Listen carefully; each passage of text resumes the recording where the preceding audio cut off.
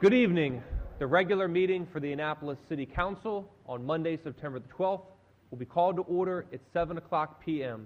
At this time, would everyone willing and able please stand for the invocation given by Alderman Kirby.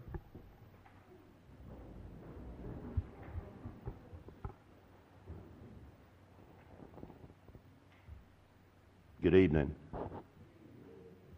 We've had a number of persons to transition to another life whom have had active roles in the politics of our city. On behalf of our government, I ask that you keep the families of Tish Irving, the Reverend George Stansbury, Mike Myron, and Regina Eldridge in prayer. Also, my colleague's absence tonight, and I'm being told that he's away on the same type of business, so keep Alderman Lippman in prayer also. I further ask that this body and all Annapolitans continue to work together as we collectively seek answers to find the solutions to our city's problems. We must all learn to respectfully agree to disagree as we move forth this evening in particular. God willing, it will happen. Amen. Amen. And before the pledge, if we could all take a moment of silence for all those we lost on 9/11.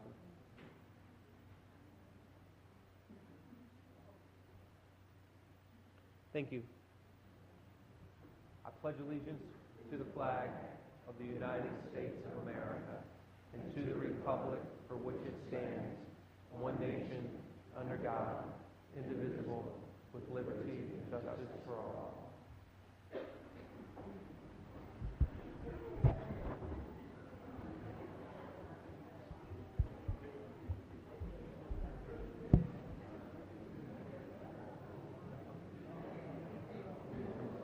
Madam City Clerk, would you please call the roll?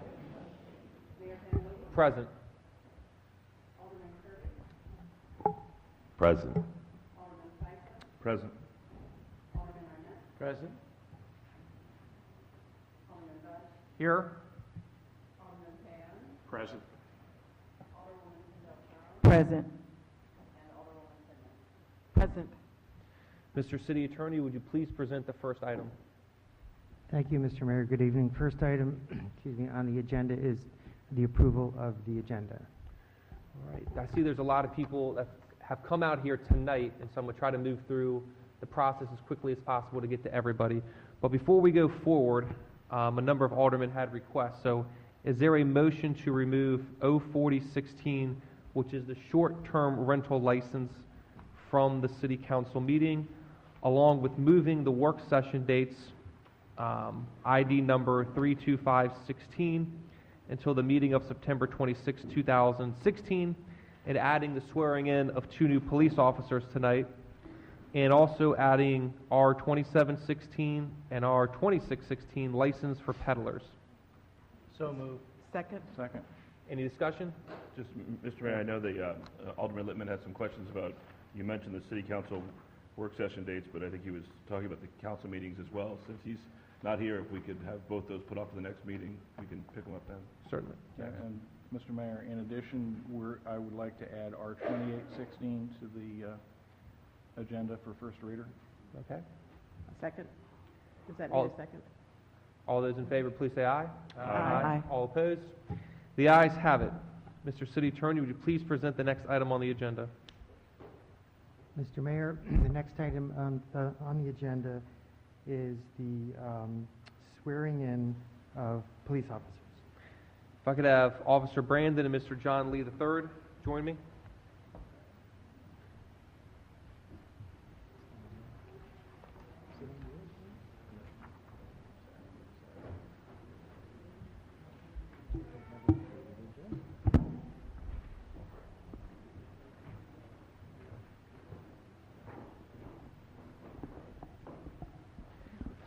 One of the traditions we've started to do, this will be the 12th officer I've sworn in since I've been here, is bring people to city council meetings, people that decided to serve, especially in a time like this, what's going on with our country and in society. So thank you for your service and for stepping forward. And I wanted a chance for the public to see the new officers we're hiring.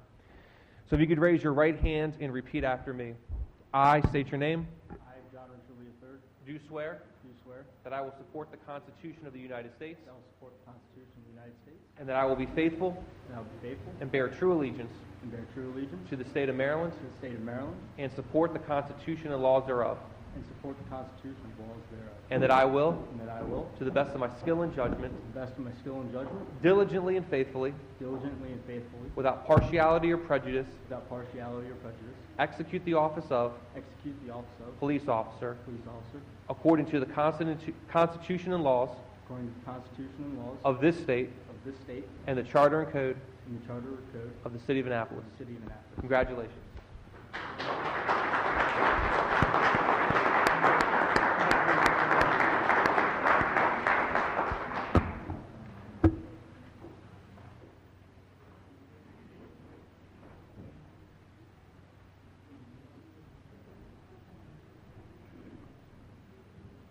Mr. City Attorney, would you please present our next item? Thank you, Mr. Mayor. Next item is the first of City Council citations, excellence in historic rehabilitation, the property address is 79 Franklin Street. If I could have Mr. and Ms. Schiller and Mr. Tono please come forward and join me at the front, along with Alderman Joe Budge and HPC Chair Sharon Kennedy.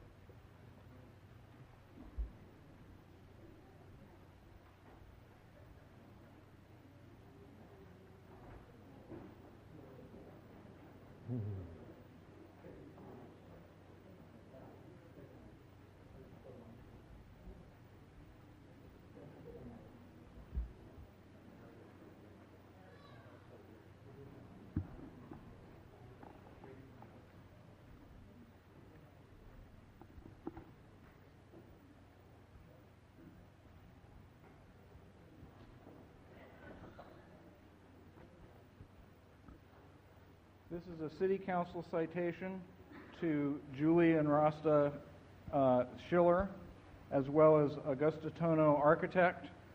On behalf of the citizens of Annapolis, and with the authority and purpose given this city council by the state of Maryland toward the preservation of sites, structures, and districts of historical, cultural, archaeological, or architectural significance, we confer upon you as the owners and stewards of 79 Franklin Street this City Council citation in recognition of your family's commitment to preserving and safeguarding the architectural heritage of Annapolis. As owners of this property, the City of Annapolis commends your stewardship and dedication to our city's architectural heritage, civic beauty, and economy. Given under our hands in the Great Seal of the City of Annapolis this 12th day of September 2016, signed by Mayor Michael J. Panelides, Joe Budge, and all the other aldermen and alderwomen of the City Council. Congratulations.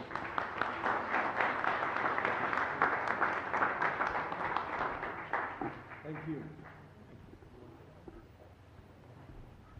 Thank you so much for this award. We're really excited to have it because we're originally from Eastern Europe. We really were amazed with the architecture of the city, and it resembles many European capitals and looks really nice and really insightful. So, we are glad that we were able to become a part of this heritage. Thank you.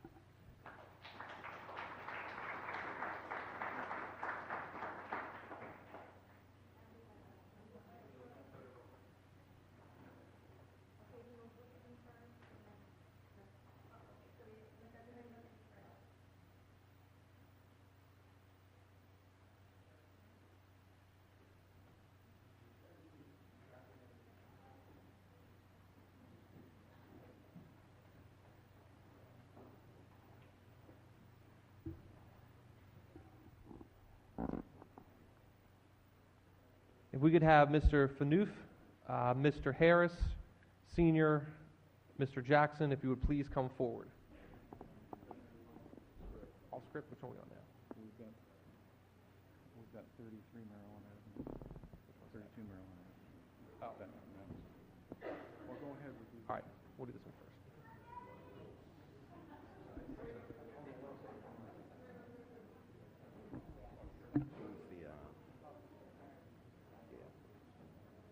How you doing? Kenny Curtis. Michelle. Vanna.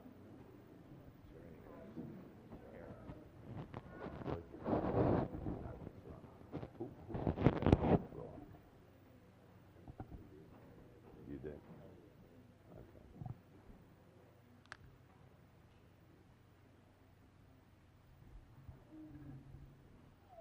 The, just before we left on Wednesday, the night of Wednesday, July 2016, these three men, and somebody's missing, did a heroic deed.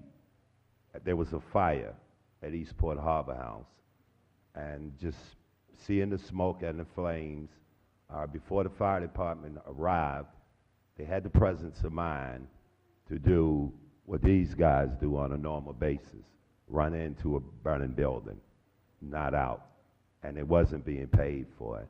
They simply had the presence of mind to know that there was a tenant on that third floor who had mobility problems, and they knew that the person was there. They knew there was elderly tenants on the second floor.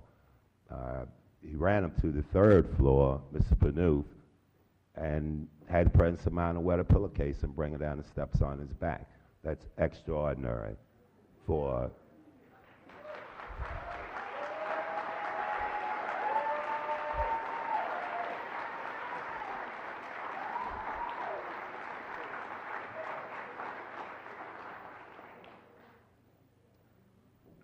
So confirm with the council and everybody being aware, and the Chief Stokes, Chief Simmons, and the Deputy Remini, we all agreed that the act needed to be done. If our first council meeting here, they should be recognized. So, City of Annapolis City Council citation, Markel Panouf. On behalf of the citizens of the City of Annapolis, we are pleased to confer upon you this City Council citation in recognition of your heroic actions on the evening of Wednesday, July 20, year 2016. We applaud you for your selfless act after you saw the building located at 1110 Harbor House on fire and fully engulfed in smoke. Without reservation, you ran immediately into the structure and proceeded to knock on every door, making the residents aware of the critical situation, getting them out of the building and out of danger. We acknowledge you for your act of courage and for walking in the harm's way in an effort to save the lives of strangers. Tonight we honor you for your actions and recognize your gallant act of bravery. Given under our hands and the great seal of the City of Annapolis, this 12th day of September, year 2016, Mayor Michael Pantelides, and all the members of the City Council. Thank you.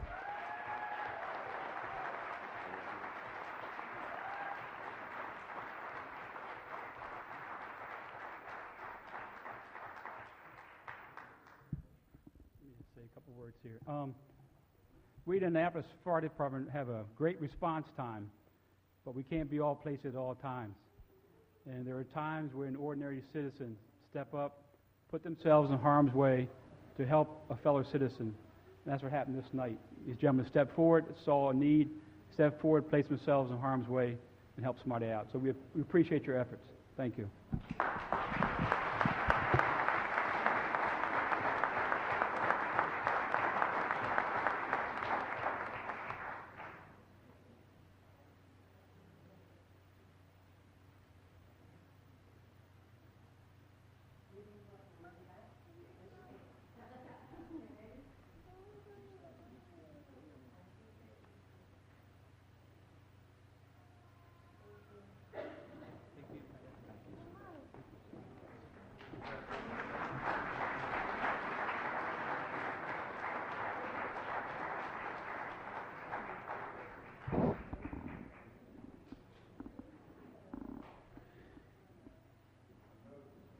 If we could have Mr. Helbig, Ms.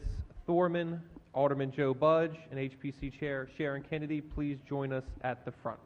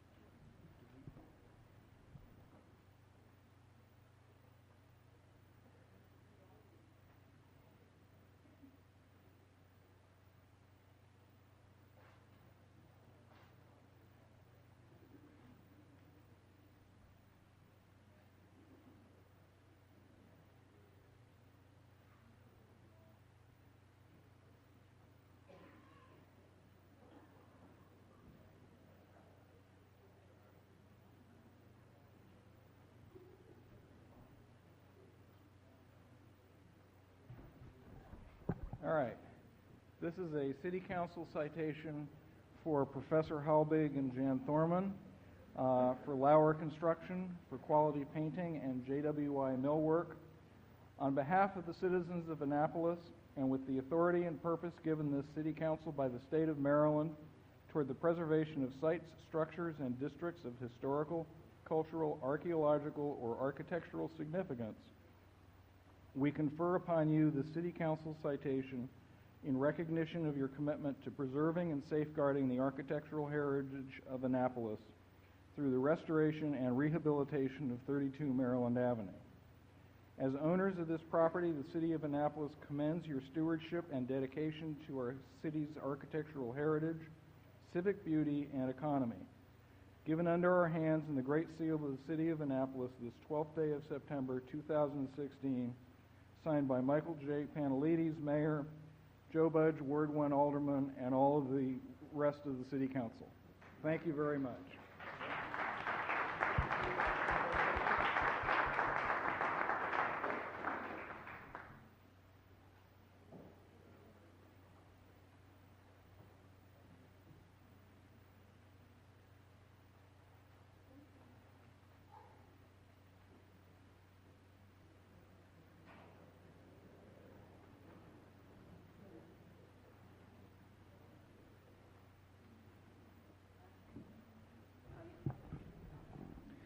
If we could now have Ms. Craig, Ms. Kennedy, if they could come forward, we're going to present a proclamation for the 50th anniversary of the National Historic Preservation Act.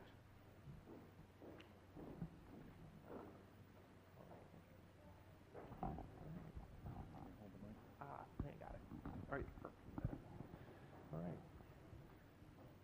In celebration of the 50th anniversary of the National Historic Preservation Act, I'm going to read the following proclamation.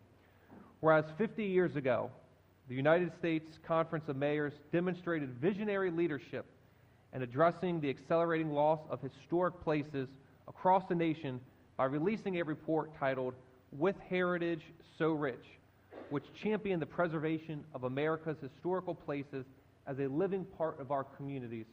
And whereas the findings and recommendations of the report form the basis for the National Historic Preservation Act of 1966, which states that the preservation of this irreplaceable heritage is in the public interest, that its vital legacy of cultural, educational, aesthetic, inspirational, economic, and energy benefits will be maintained and enriched for future generations of Americans. And whereas historic preservation has demonstrated an unparalleled capacity to revitalize our cities, neighborhoods, communities, and foster vibrant economic and social activities, generate jobs, spur tourism, attract talent, and continue to contribute to our historic communities. And whereas the National Historic Preservation Act initiative and the vision of protecting historic places like Annapolis, recognized as National Historic Landmark District in 1965, has even greater potential to provide broad public benefits to Annapolis than it did in 1966. Now, therefore, I, Michael John Panelides, Mayor of the City of Annapolis, do hereby proclaim this month to be National Historic Preservation Month in the City of Annapolis. You guys want to say anything?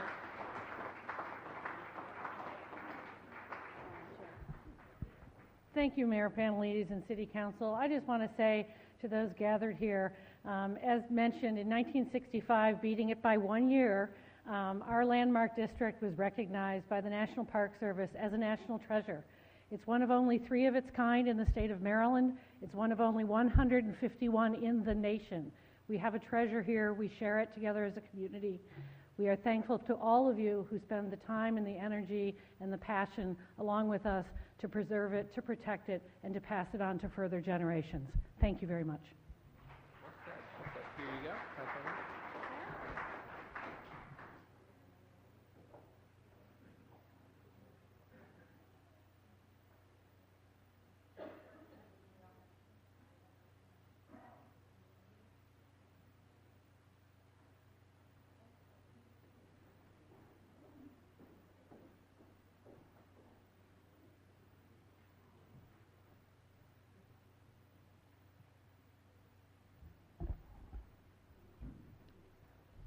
Mr. City Attorney, would you please present our next item?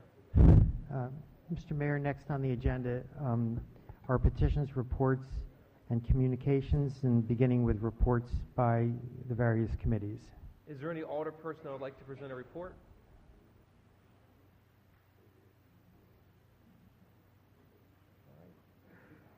Okay. Seeing none, Mr. City Attorney, would you please present the next item? Next, Mr. Mayor, is comments by the general public. All right. During comments by the general public, you can speak to us about anything that's not already scheduled for a public hearing. So if you came here tonight to talk about supplemental allocations or the Annapolis Maritime Museum lease, those will be immediately following this. We have a lot of people signed up to speak. As chair, normally I give people a little bit more time to go, but in courtesy to everyone else, I'm going to try to keep everyone to 5 minutes. So the first three people that are signed up to speak are Jacqueline Wells, Zena Saunders, and Luis Talaferio. And if you could state your name and address for the record, please. Whichever you prefer.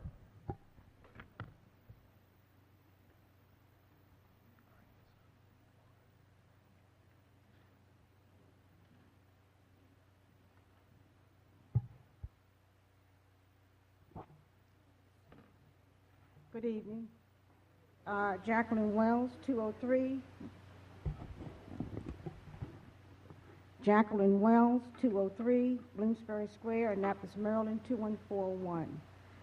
I speak tonight on the behalf of the Annapolis Housing Authority, Board of Commissioners of the City of Annapolis, 1217 Madison Street, Annapolis, Maryland, 21403, in which I serve as a commissioner. I speak tonight believing that everyone deserves to live in a safe, secure environment. Unfortunately, that is not the case today. Crime and violence have infested our communities and streets. Too many shootings that continues, too many gunshots fired senseless, too many fatalities that also continues. This is senseless, just plain senseless. Thanks to Alderman Sheila Finlayson, Alderwoman Rhonda Pendell Charles, Safety Plan Committee, the Annapolis Police Department, the Annapolis Housing Authority's Safety Plan, community churches, and other organizations have been meeting and are committed to finding solutions to combat the war on crime in our communities and our streets here in Annapolis. Meetings and discussions are somewhat productive. However, much more needs to be done. Some groups have divided into threes to meet regularly and to discuss and make recommendations. Discussions that have been taking place. Discussions have been taking place. Housing Authority banning lists that would be in agreement with ACLU. Parking related to non-residents. HACA security plan. I am pleased to announce that HACA has hired a safety company to begin in the Newtown community and a Robinwood community. This plan will be revisited in several months. In closing, the Board of Commissioners, the Resident Advisory Board, the Resident Councils, and the residents of public housings are united. We realize that making our communities and streets safe is a responsibility that falls upon all of us. We have become partners in the war on crime and violence in our communities and surrounding neighborhoods. We ask that you, Mr. Mayor, City Council members, partner with us in helping us with funding for resources that are needed. We are all Annapolitans of this great city.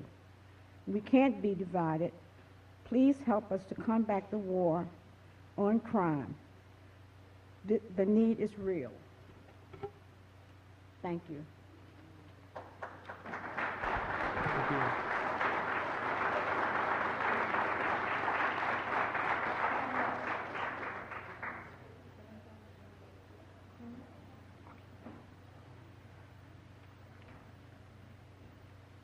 The next three speakers are Zena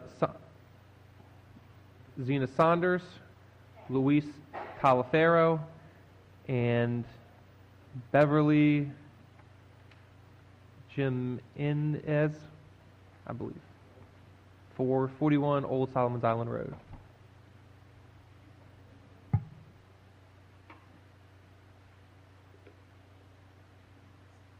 So I'm Luiz Novochado Taliaferro, 3118 Moons Drive, Annapolis, Maryland, zip code 21403. So good evening, City Councils, Mr. Mayor. I am the former Executive Director of the Center of Help, Centro de Ayuda, but tonight I'm here as a board member of the Monarch Academy to ask for your support for this school here in Annapolis. So I have had the opportunity to visit the Monarch schools in Glen Burnie and Laurel, and I'm very impressed. Those schools, they offer the opportunity for students to learn with project-based curriculum. So they develop students that are critical thinkers, that are creative, students that are able to adapt and to improve the world that we live in. And that's what Monarch Academy wants to bring to Annapolis. There are many families here, Hispanic, Latino families, that go to schools that are overcrowded, as you all know. And this school is here to alleviate that. So they are going to be here to partner, to make sure that these kids have this amazing opportunity to be in a school where they have less children in the classrooms, where Hispanic, Latinos, African Americans, whites, children and families of all races and ethnicities are going to be together, to be bonded, to build a sense of community. When you walk to the Glen Burnie Monarch School, there's so much of the history of the Glen Burnie area in that school, and that's what we want to bring here to Annapolis. So I come here to ask for your support, that we work together to overcome any challenges or issues for the implementation of this school, but let's make sure that we have our children, all the children of Annapolis and Arundel County, when you make this decision. They deserve the opportunity to be able to go to a school like that. So thank you very much, and I thank you all in advance for your support.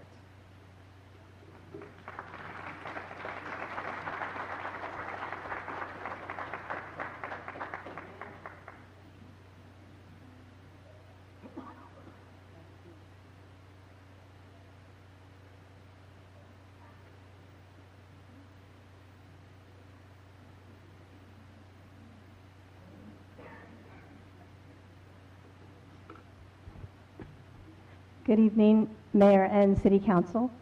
My name is Dr. Beverly, or Sissy is what everybody calls me, Jimenez, and I am a practicing pediatric dentist here in the Annapolis area. From frequent conversations with my patients' families, I am aware of the crowded situation in some of the Annapolis elementary schools. As a member of the board for the Monarch Academy, I would like to say a few words in favor of the proposed new school to be located in the old Capitol building.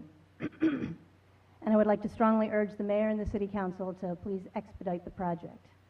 The Monarch Academy has a proven track record. Both Monarch Academy schools located in Anne Arundel County are diverse, inclusive, and successful shining stars of education for children of our county.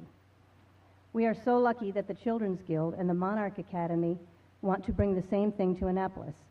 Clearly, some options are needed to relieve the overcrowding in the Annapolis schools.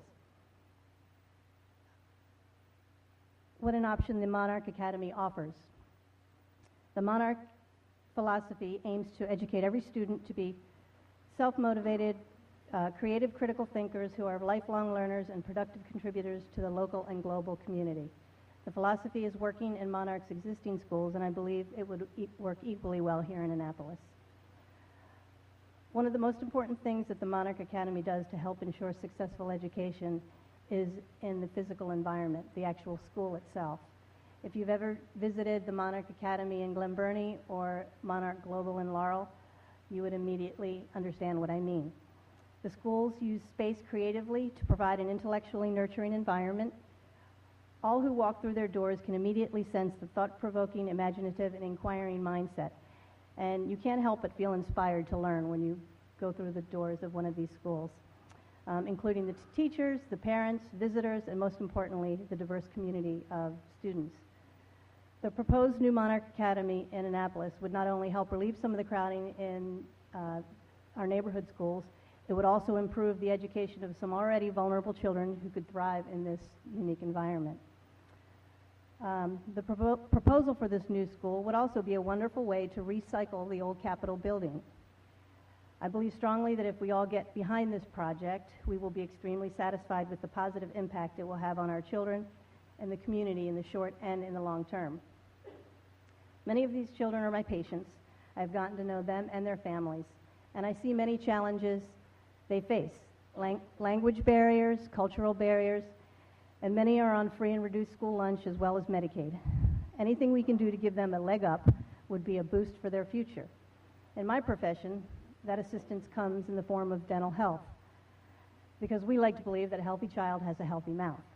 I try to provide access to good dental care so they don't go to school with a toothache or miss school because of one. And I try to teach them about good dental health and nutrition early on to foster healthy habits later on in their life. But if we can also give them a stimulating environment to learn, and we can reduce class size by even a half a dozen or more, and if we can refurbish and reawaken an old abandoned historic building here in Annapolis and turn it into a brand new flourishing school for some of our most in-need children to learn and grow, and at the same time make it for our community to be proud, then we all succeed together. We should take advantage of the Monarch Academy's proven strategy and efforts to improve the education of our school children in Annapolis. As time is of the essence, I ask the City Council to fast-track the steps needed to make this invaluable and worthy project a success for the next school year. The children need this school now. I have a dental assistant who has children in the Annapolis school system, and she wanted to come and speak. Could I please say a few words for her that she wrote? My name is Jamie Flores, and my child attends Georgetown East Elementary School, which is not the school he is supposed to attend. Tyler Heights is his home school he is assigned to, but due to the overpopulation of the school, he was transferred. I'm writing to ask the board to go forward with a new charter school. The lack of space at the school is now a huge concern for me. Next year, my son will be in kindergarten, my daughter will be in pre-K, and they will be in two different schools with different schedules. I would love to be able to send my kids to the same school because they are young, and it would be nice to have my son watch out for his sister. My neighbors are already in this position where they are sending one child to Tyler Heights, another to Georgetown East. They don't like having to pick up their kids at Tyler, then waiting another hour and a half to arrive for Georgetown. I live right in front of Tyler Heights, and the traffic before school and after school is ridiculous. If I don't leave my house before a certain time, I get stuck in my apartment lot trying to exit. Many parents dropping their children off will often park in my apartment complex to drop their kids off because the flow of traffic makes it almost impossible to get their child out of school. Thank you, Jamie Flores. Thank you.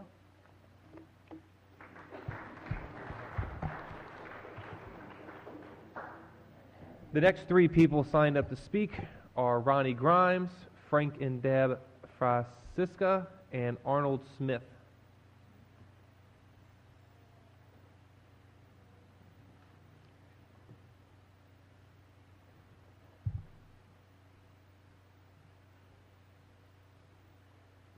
Ronnie Grimes, 8415 Severn, Maryland, 21144. Good evening, Mayor and Council. I am coming to speak on behalf of Monarch Annapolis. Monarch Annapolis and why? Has it been worth the inconveniences and the sacrifices? Personally, in 2009, my husband and I were fairly new to Anne Arundel County. We had a daughter in private school. We were very pleased with the private school, but as a public school teacher, I knew there were many benefits to our daughter being in a public setting, including access to more programs and academic resources. Monarch presented parent choice, which we all like choice. Options are very important to us, as it is for most families. We all have our own unique needs and circumstances and desires for our children and for our families. With the creation of Monarch, we then had the choice between letting our daughter remain at private school or go to the district elementary school or going to Monarch. The promise of small class sizes, a positive and proactive approach to behavior management, and of a promise of a learning environment uninhibited by stringent deadlines and state tests drew us in. As a startup school, we knew that there would be challenges and obstacles to overcome. Limited transportation options. We had to drive our first grade daughter to a bus stop that was about 2.5 miles away, and she had about an hour's drive each way. Unique school hours. We had to make additional childcare arrangements for early dismissal Wednesdays. The physical location, a busy business park area, which, to my daughter's dismay, had no immediate playground for the students. No immediate implementation of extracurricular activities. We knew that we would have to sacrifice to manage these inconveniences and in order to explore educational experiences for our daughter, experiences that would open her mind and expand her curiosities beyond the boundaries of a traditional classroom setting. Fast forward 7 years, and we are still proud members of the Monarch family. We have 2 daughters who attend there now. Our oldest daughter has just begun her last year and is already lamenting about not being able to go there next year because she'll be in high school. During her time there, she has been challenged and supported. She has made lifelong friends and has had teachers who she'll remember for a lifetime. Last year, she was actually accepted into the Performing and Visual Arts middle school program here in the county. However, we declined the spot after our girls said to us, "I'm not ready to leave Monarch yet."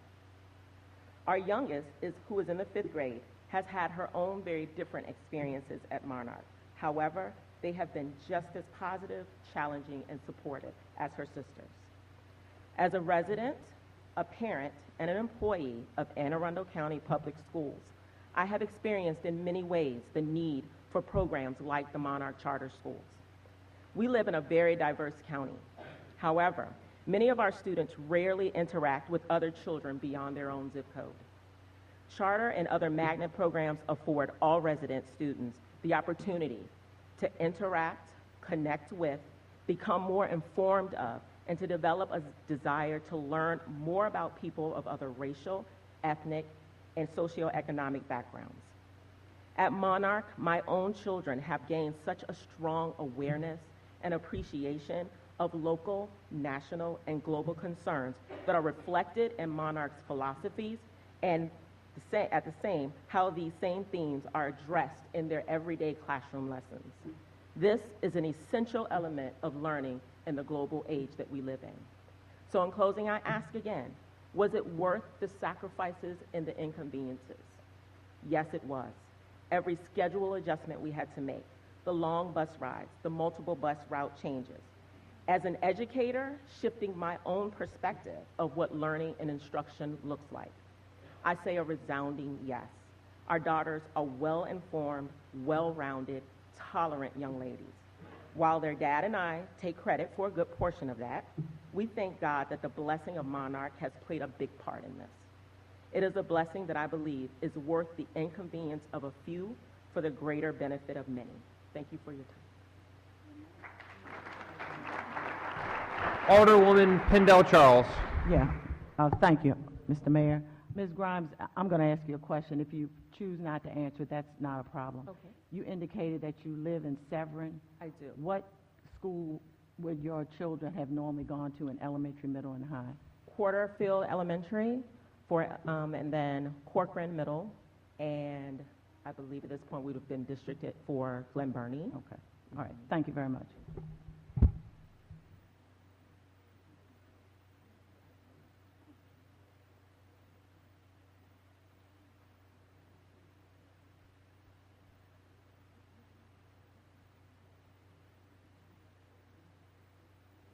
Good evening, Mr. Mayor, members of the City Council, members, friends.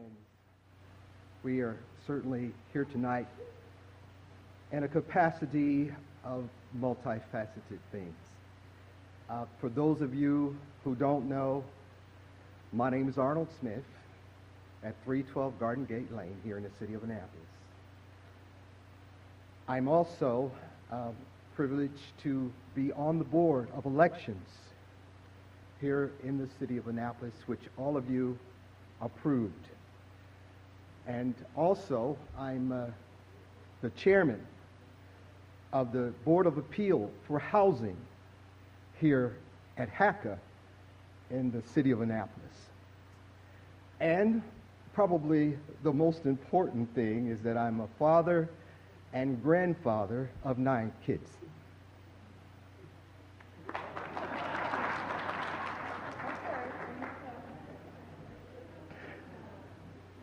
Thank you so much. I'm going to move this along as quick as possible because there's some people here who come here with an extraordinary heavy heart. There are people in this audience who've been touched by the most violent situation a human being can be put under. They've lost their children. I don't know if you can understand what it would take to bury a child. Unexpectedly, suddenly, unimaginably, as if the world had turned upside down. So my matters here tonight, Mr. Pandelides, Mayor and City Council, pale in comparison to what these parents, these friends, these loved ones have gone through. This is all really nice. You're all just here and patting each other on the back, but I tell you, we have some serious issues that we need to discuss.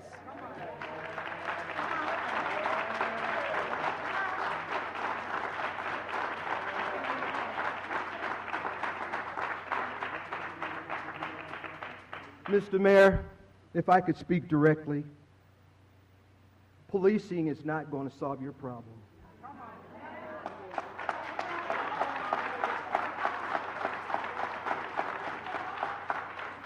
And I say that with a caveat. We need the police. We need them. Without the police, we would be living in a society of chaos. We need the police.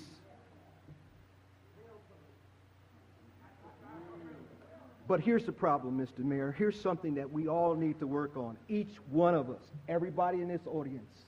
Here's what we need to work on. We need to offer hope.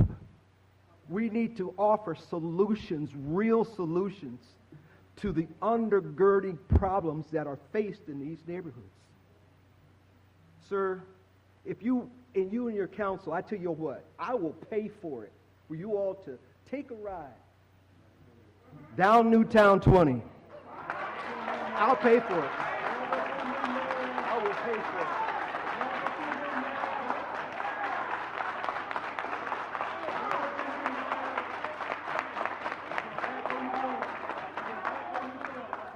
I say that, sir.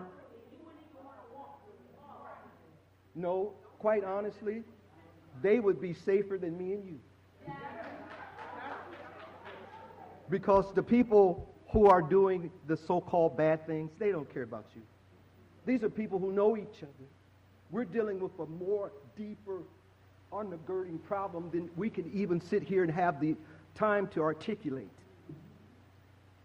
But I'm saying to you, council members, each one of you, we need to take control of our neighborhoods.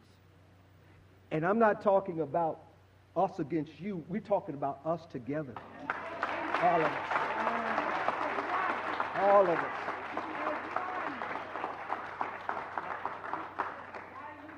I'm going to say a final thought, sir, Mr. Mayor, City Council, and then I'm going to take my corner. We need to offer these young men jobs. They need work.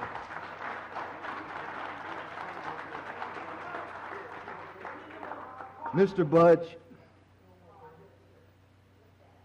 I want, please, be respectful, please. We want you and your City council members, take a ride, please. Go through there and see what's happening. You would not allow this to happen in your neighborhood.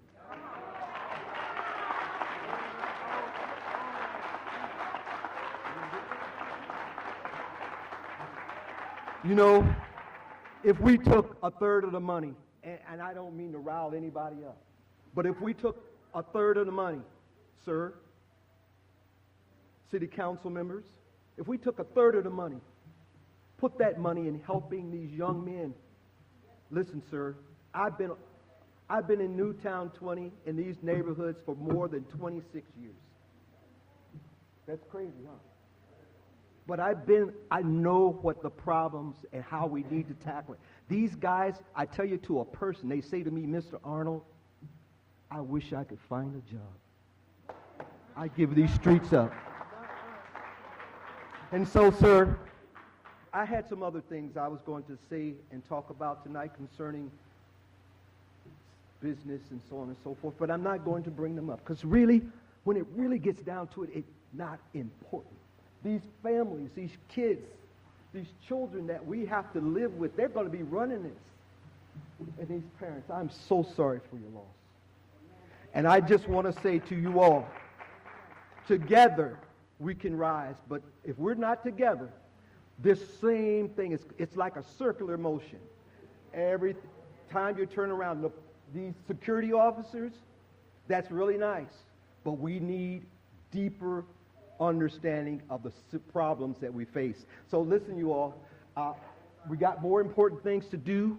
We need to rise up and take control of our neighborhoods. And we all together can fix it, but we can't fix it if we're talking past each other and not really dealing with solutions.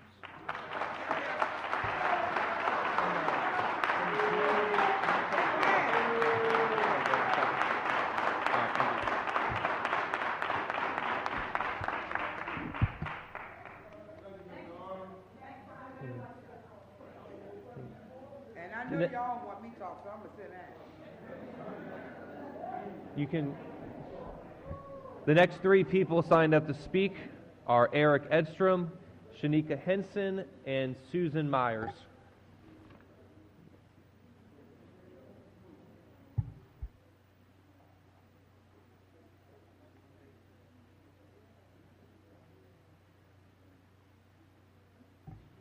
Mr. Edstrom's not here, so who's next one? Shanika Henson, Susan Myers, and Ratasha Harley. Well. Hello, Mr. Mayor, members of the City Council, Alderwomen Finlayson and Pindell Charles, Aldermen Payon and Budge and Arnett and Pfeiffer and Kirby. I'm Shanika Henson. I'm a resident here in the city of Annapolis on Jamwell Street. This is not what I intended to say, but I briefly wanted to address the charter school issue. We have 2 charter schools already in Anne Arundel County. One of them is in Millersville.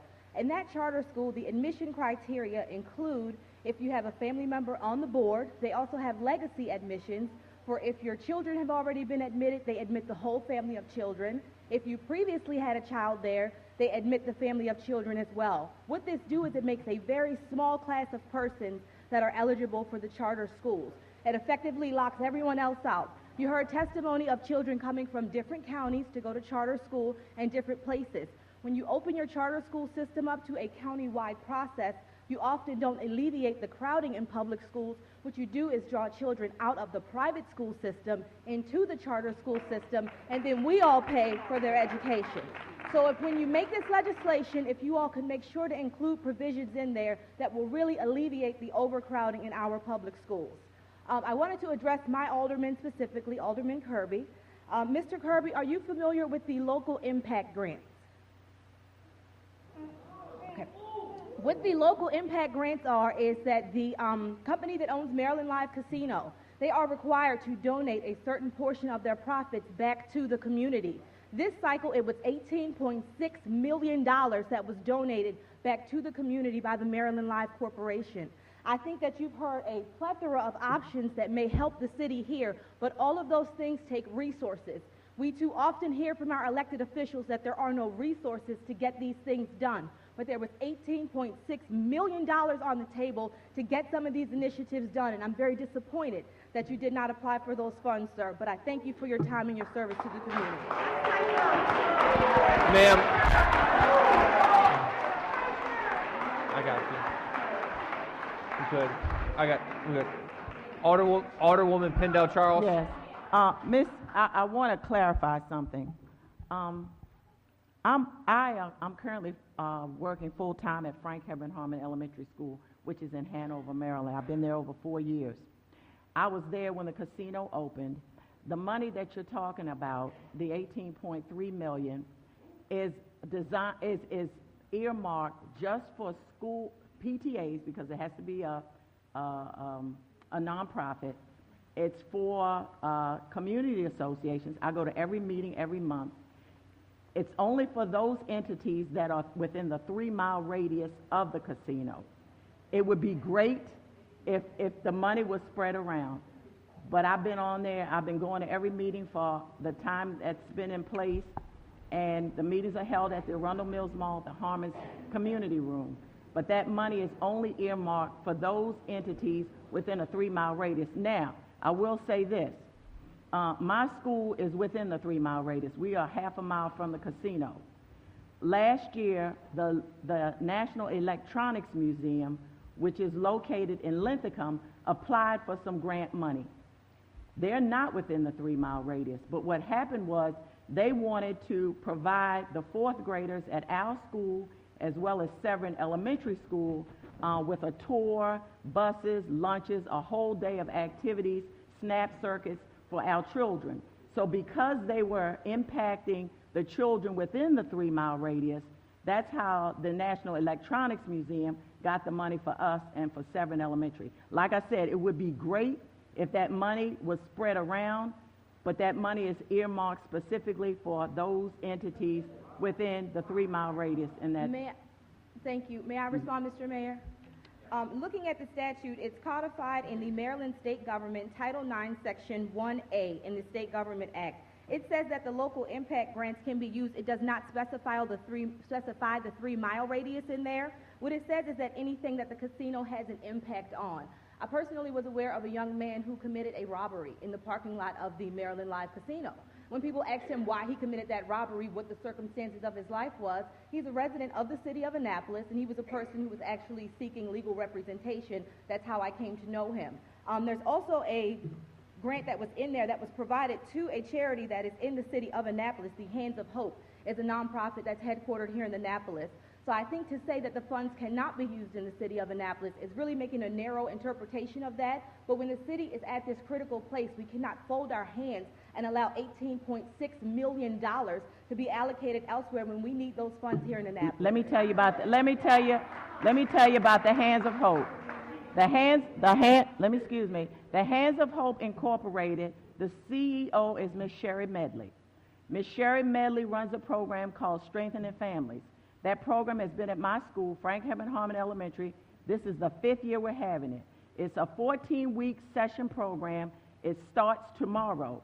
I'm going to be there from 5 o'clock to 8 o'clock because I'm the facilitator and the coordinator for that program at my school. And it's going to run until the middle of December. There are 14 sessions.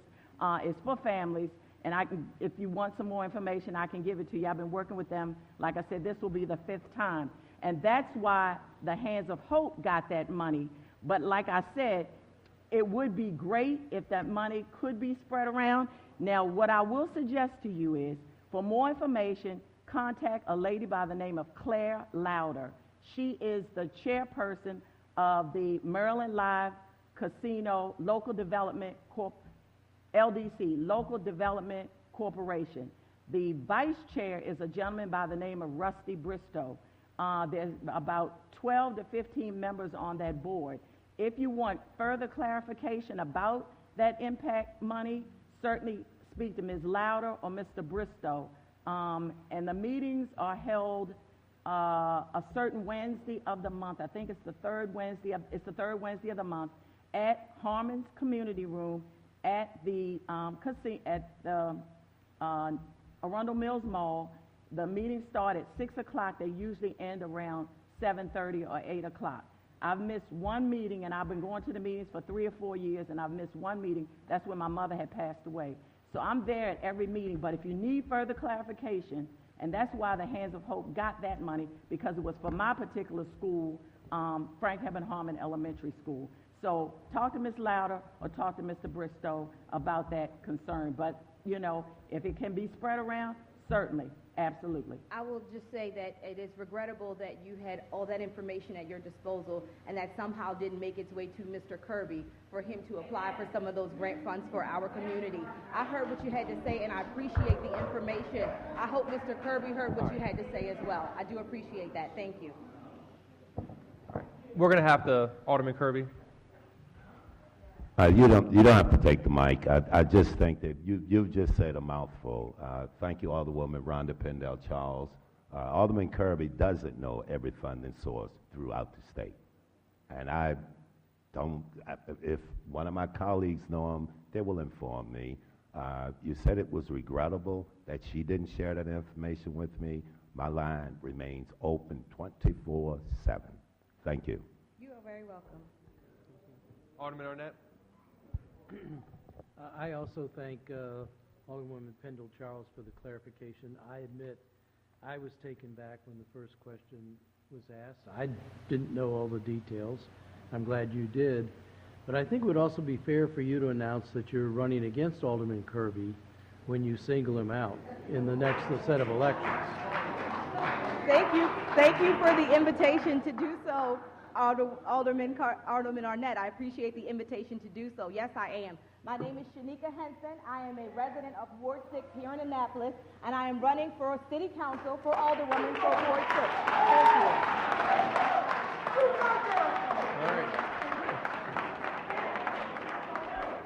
All right.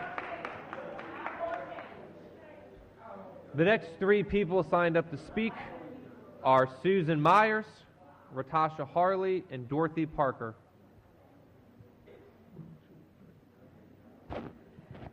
Good evening, Mayor Panelides and council members. My name is Sue Myers, 2299 Mount Tabor Road, Gambrills, Maryland, 21054. I come to you just to introduce myself. I have worked for Anne Arundel County Public Schools for 21 years. I've been a principal in Annapolis for the last 10 years. Very proud to be a member of the Annapolis education community. I'm coming to share with you the opportunity that I have before me and my excitement because I have been newly appointed as the principal of the Monarch Academy, and it's a contract school that will be opening in Annapolis. We will be open to all of the students in Annapolis, and I have spent a good deal of time over the last few weeks reaching out to principals of the 9 public schools in Annapolis as well as the PTA presidents so that I can share the information about the schools. And I'm really looking forward to this opportunity. This is the first public school of choice for elementary students in Annapolis, and that's something that I think is very significant. And it's something that we really are looking forward to. I have a vision for this school. It will be a unique school, and I'm really looking forward to hiring top educators who are going to share in my excitement and creating a school that's student-centered and will meet the needs of our diverse community. And I thank you for your time and your support of Monarch Academy Annapolis. Thank you. Thank you. Alderwoman Sheila Finlayson. Mrs. Myers, the previous speaker mentioned the charter school she mentioned a charter school. The Monarch School is a charter school. Would you briefly explain the difference between the charter and a contract school? So Children's Guild has 3 Monarch schools in Anne Arundel County. The first one was Monarch Glen Burnie, which is a charter school, is open to all of the students who live within Anne Arundel County. The second school to open was Monarch Global Academy, which is located in Laurel, and the purpose of that school was to alleviate the overcrowding of 3 elementary schools in that area. And now Monarch Academy Annapolis is opening as a contract school too, and is open to the students in the 9 schools in the city of Annapolis. So we're not a charter school, we're a contract school. So charter schools pull from anywhere in the county, Correct. And a contract school only pulls from a very specific area. Correct. Am I correct? Yes. Okay, thank you.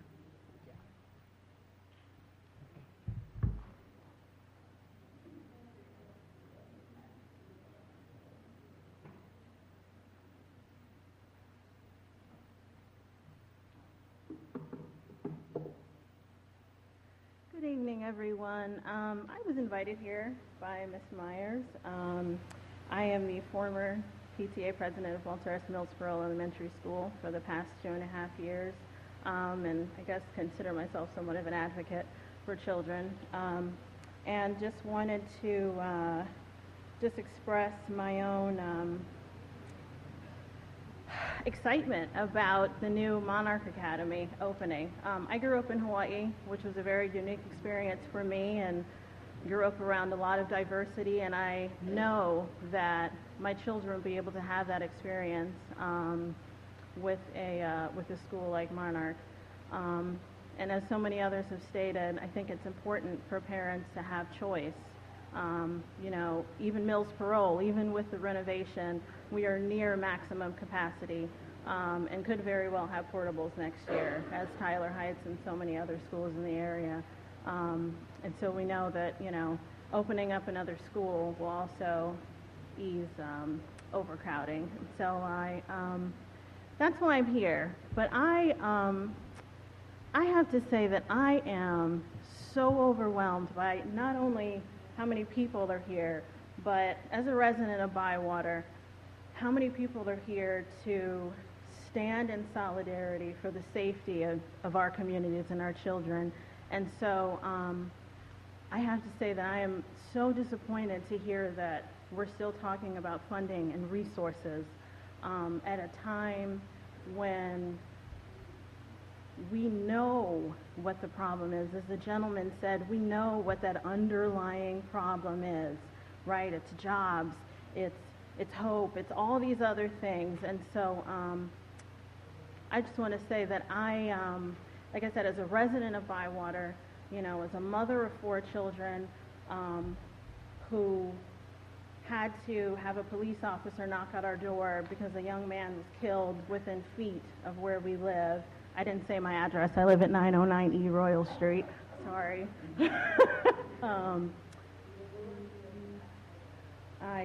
Exactly. I just, I implore you to make this a priority. You know, I know that historic preservation is awesome, right? You know, all these other things, they're awesome. New schools, awesome.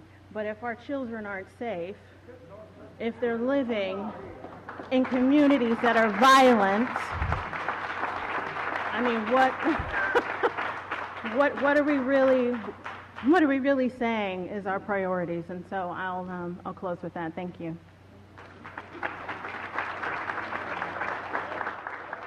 Alderwoman Pendel Charles. Thank you so much. A couple of things I want to say. Number one, as many of you know, back in the spring, Alderwoman Finlayson, for the second time, had her youth job fair. Back on June the 8th, I had an adult job fair where we had invited 30 employers and 29 came. Almost 300 people came, and the last I heard count was at least 18 people got jobs. We're having, there's that's the first time we've ever had an adult job fair in Annapolis, okay? All right. So I haven't gotten the final count, and it may not sound like much, but I will say this, for the 18 people who got the jobs, they were real happy. The other thing I want to say is, on Wednesday, this coming Wednesday of this week, from 9 to 2, there will be a community job fair at Fort Meade. There are going to be at least 65 employers there, okay? And the employers are all over the county. On October the 19th, there will be another job fair, adult job fair at Pitt Moyer, where there'll be, I think, 48 employers there. So we have to start somewhere. Like I said, this year was only the second time for the youth. This was the first time for adults.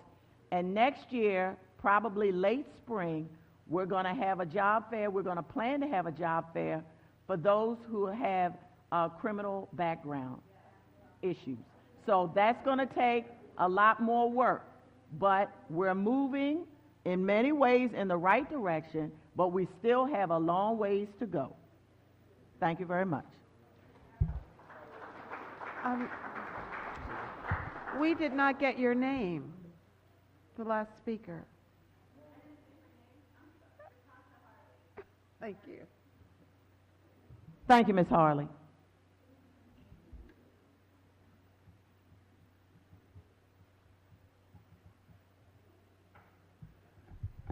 Next three people, and I don't have to read your name, you can just come up after the person in front of you, is Dorothy Parker, Teresa Freeland, and Louis Day.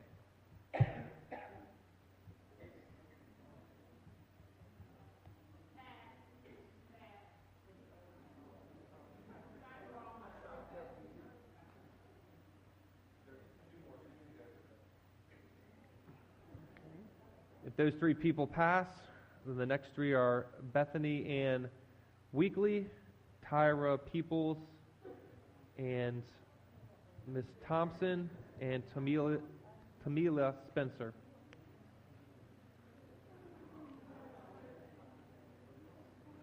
All right.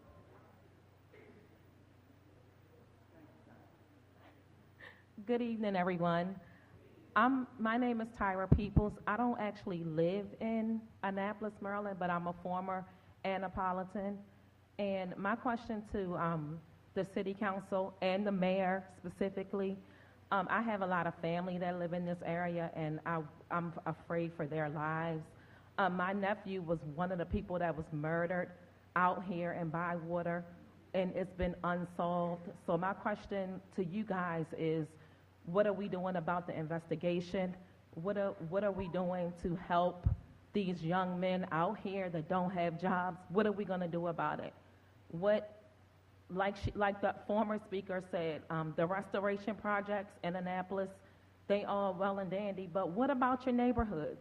When are you guys going to build them up? When are you going to force some money into those programs to make these people feel worthy of where they live? Maybe if they was worthy of where they live, they might take care of their community. They might want to do something good about it. What are we going to do about it? What are we going to do about the crime?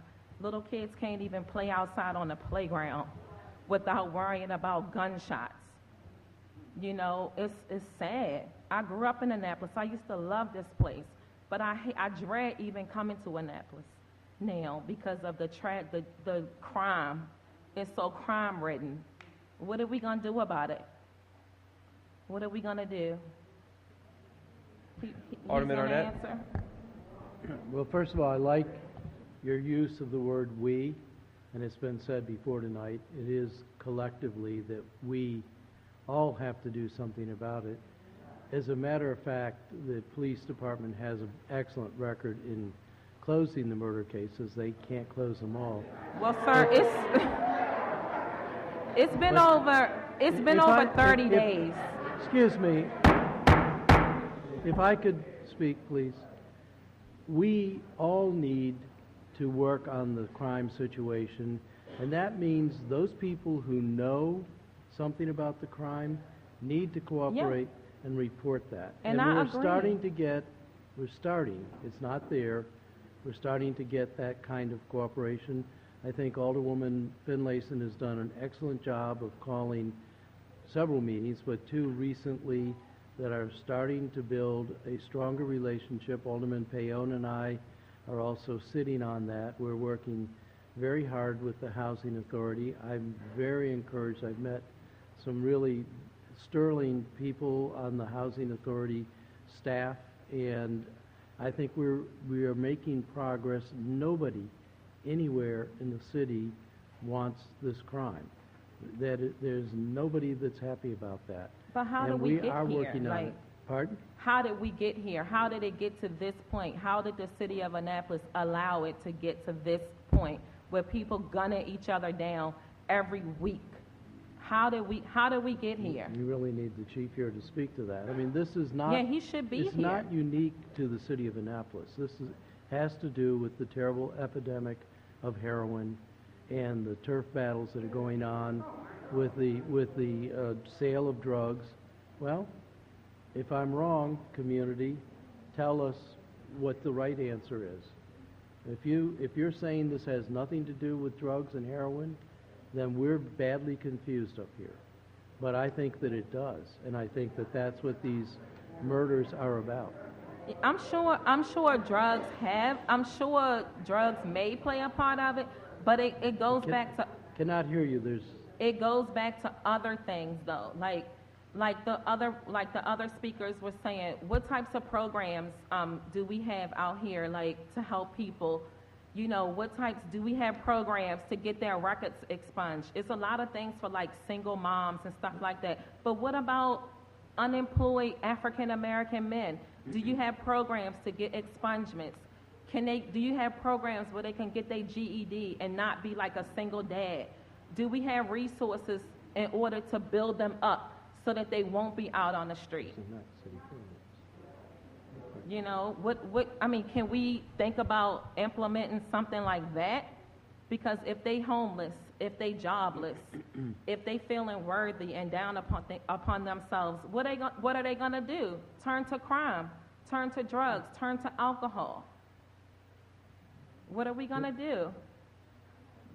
Well, again, I applaud the use of the word "we." You're talking about programs that are spread across all of government. The city has no power to expunge records. That's not on our purview. It's not our authority. So what we need to do is have this dialogue at all levels of government. Okay. And that will be a solution. And you're right. That's not happening. Right. The closest we have is the Safe Streets program, where we do have all of the different jurisdictions and authorities that meet on a regular basis to talk about these. And it is going to take a push.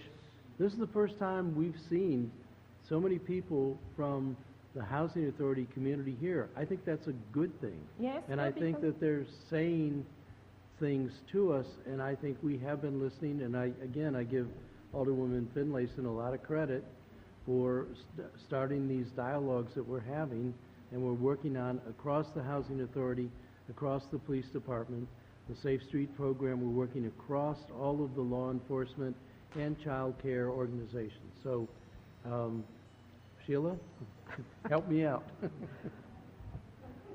This is an awesome... Thank you. I'm going to have a seat. You make Ms. Peoples, but I'm addressing your question specifically. But you can sit down if you want. This is a huge problem. Mm-hmm. Annapolis is not unlike other major cities like Baltimore and Chicago. Mm-hmm. Unfortunately, we're just very small, but we have the same types of problems. Yeah, drugs are a problem. Poverty is a problem. Resources is a problem. But do know that we're trying to address, and maybe we're a little late getting started, to be able to recognize all the things that we should be doing. Mr. Stanton, in a meeting with us just a few days ago, or maybe it was last week, said, what services do we provide when there is a murder in the community? Who do we send in to help the family? Right. We haven't made those connections, but we are going to make those connections. Okay? You know, I keep saying we don't have enough police. Not because policing is the only answer. It is not. But when I was growing up, I knew the policemen and they knew me. Right. There was a level of trust there. So when I had a problem, I wasn't afraid to talk to the police. Right. And likewise, if I got into trouble, and my school was a block away, my mom knew before I walked that block. Because everybody along the way was a parent. Right, right. Because, so, I mean, how do we lose that? So they owned us. That goes back to that everybody's village. It takes a village. But today, you may be afraid to talk to a child of your neighbors because the neighbor may come off in a way that's not real good. So there are all kinds of issues. But do know, you know, Ms. Wells mentioned the fact that we had 3 committees that came out of our last meeting. There's a 4th committee that Ms. Chapman suggested. And that was a committee to help bring resources into public housing. Other resources. There are community groups out there that want to help. There are community groups that are doing reading programs, in our housing that are doing backpack programs, that are doing food programs. Right. We need to get our hands around who's doing what and see where the voids are, where we're not providing the services. So do know that we know it's a mammoth task, and it's going to take everybody doing this together. Okay. But we're going to work on this. We are not satisfied. We don't want to see one more child lose his or her life in the city of Annapolis. Right. Thank you. Okay? Amen. We don't want a single person to fear walking out of their homes Right. in the daytime or at night. Right. Okay? Well, I thank you for your service, and hopefully some changes will come real soon. That's our goal. And Thank I you. think I can speak for everybody up here, that everybody feels this way. Thank We just know it's a big job, but we're going to do it. We're going to tackle it because we have no choice. Right.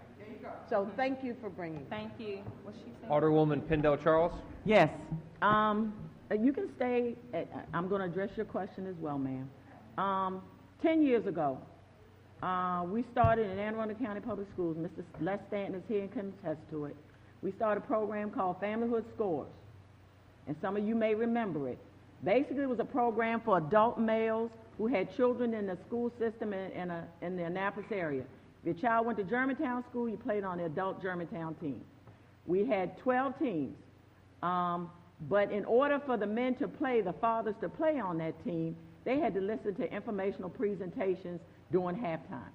We had raffles. During that year, 2006, 2007, we had 3,672 people come out. And what ended up happening was, and Ms. Myers can attest to that because she was at Annapolis Elementary that time, the rankings of the schools in this area rose that particular year.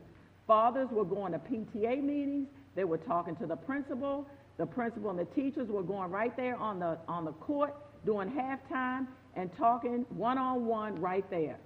So they saw a tremendous increase in our Annapolis area system, of school system. For whatever reason, the program stopped. This year, we decided to do it again.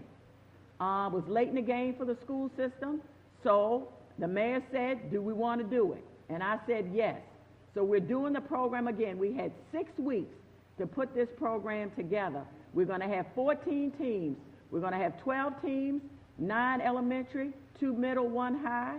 We're also going to have a team that combines Mary Moss and Phoenix, and we're going to have a team for new dads.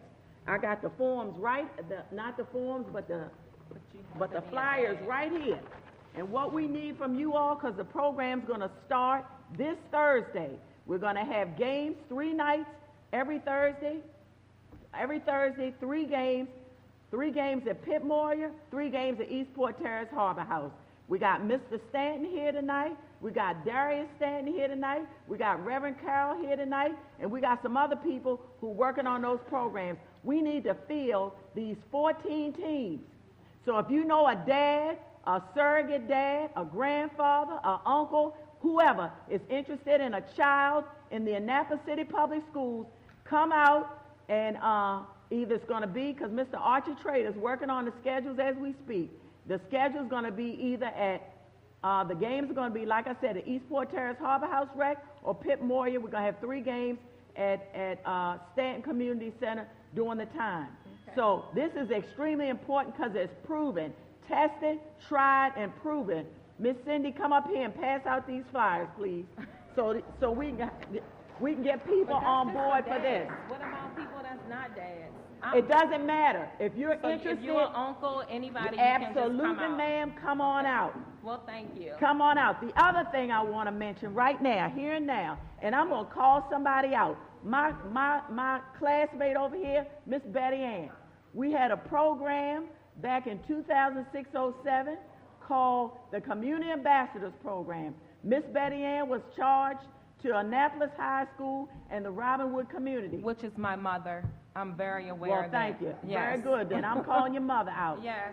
And what she did, and if you recall, if little Johnny from Robinwood didn't come to school that morning, she went and got it. She did. And if it's something brewing on the weekends, Miss Betty Ann would call Mr. Lilly or whoever was out and let them know. And that program was huge. It was a big success. And we're starting to work on that one too. So we're going to work these two programs hopefully together. Okay. Well, I'll be there supporting. I will post this information on social media. Like I said, I'm not a resident of Annapolis, but I'm here speaking on behalf of my family. Miss Betty Ann's grandson, you know, needs some justice from the Annapolis City Police Department. But yes, good luck with your programs. I hope it works out. I hope a lot of men turn out, and I hope it's successful. We're going to feel at least, if we go up to 15 players per team, uncle, grandfather, surrogate dad, friend, godfather, we're there. Thank you very much. Good evening. My name is Andre Atkins. I live 1145 Madison Street in the Harbor House community. I'm presenting this on the behalf of the Housing Authority of the City of Annapolis Resident Advisory Board, which composes the communities of Morris S. Blum, Morris H. Blum, Bloomsbury Square, Oberry Court, College Creek Terrace, Annapolis Garden, Robinwood, Newtown 20, Harbor House, Eastport Terrace, and the communities of Woodside Gardens and Bywater Mutual Home. The council and board members of these communities met to discuss the impact of gun violence throughout the city in the hopes of securing our community while strengthening the collaboration between residents, government, and police. I would like everybody from those communities please to stand. And anybody that's been affected by the gun violence, please stand.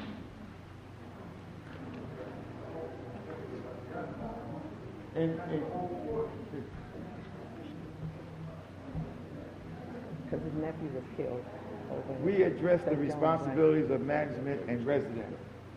We agree that as residents, our most immediate responsibility in curtailing crime is to report any and all suspicious activity to the proper authorities. In the event of the fear factor, we suggest that residents identify someone they trust and report the information. As eyes and ears of the community, we will encourage more responsive action in reporting to management any exterior property infractions to include lighting, fencing, graffiti, junk cars, and other items of safety. Within our various communities, some of the safety measures that are in place include surveillance cameras, banning lists, additional fencing, lighting, and the hiring of security officers.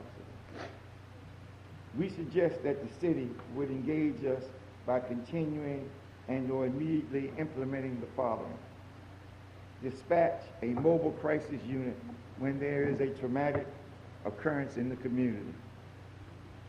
Provide foot, bike patrol in each of the communities on a rotating basis. Provide an update on the implementation of the Annapolis Police Department's body cameras. Begin unannounced checkpoints in the communities where feasible.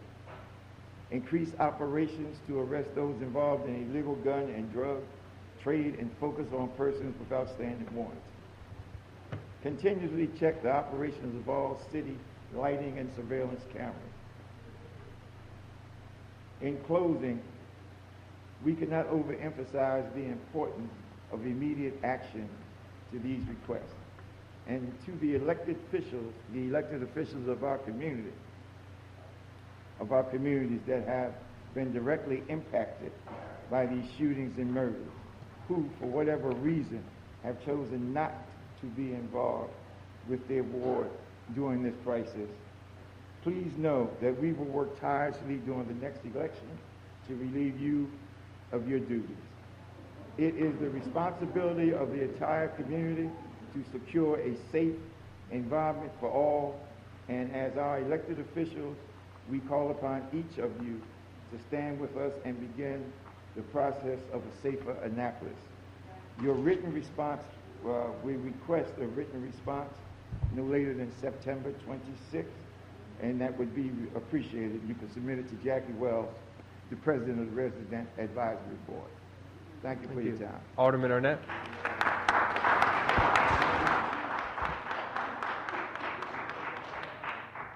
Thank you, Andre. You and I have had a few discussions now, but this is great. And this is the fruits of the meetings, the serious meetings, with all of the right people in the room that we have begun, and everything I'm seeing here, I'm loving it. I think it's the right thing to do, and I just feel when was our meeting, Sheila, the big one with Sandra and the chief and the mayor and everybody? It was July, wasn't it?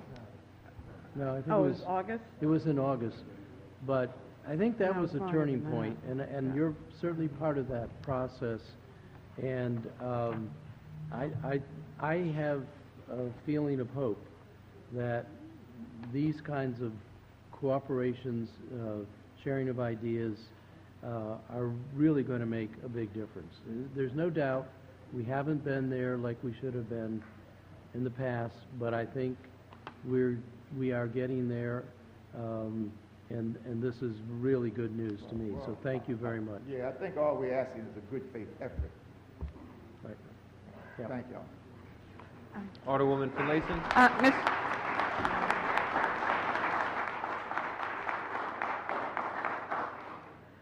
Mr. Atkins, I too agree with the alderman. Thank you for this list. Thank you for participating. The meeting was sometime in August, and I can't find the date. But you have contributed tremendously, and this is a checklist for us. So you can rest assured that we're going to be looking to follow up, and we'll provide you with, I'm sure the mayor will provide you with information on how we're addressing all of these things. But, you know, we will all concur with this. Sheila, I think our next meeting of the big group is October 2nd? The 3rd, I believe it is. The 3rd, all right, October good, 3rd. So if we could have, till after we have that big meeting to respond, there's a lot here. I think that would be good. So I don't think we can necessarily promise September 26th, but I think we can have something for the next meeting with Ms. Chapman and the Housing Authority Board and the Police Department and the mayor and all those aldermen that want to participate. In August, weren't many of us around, so we scrabbled together who we had. Well, but the next meeting, I hope we have more people.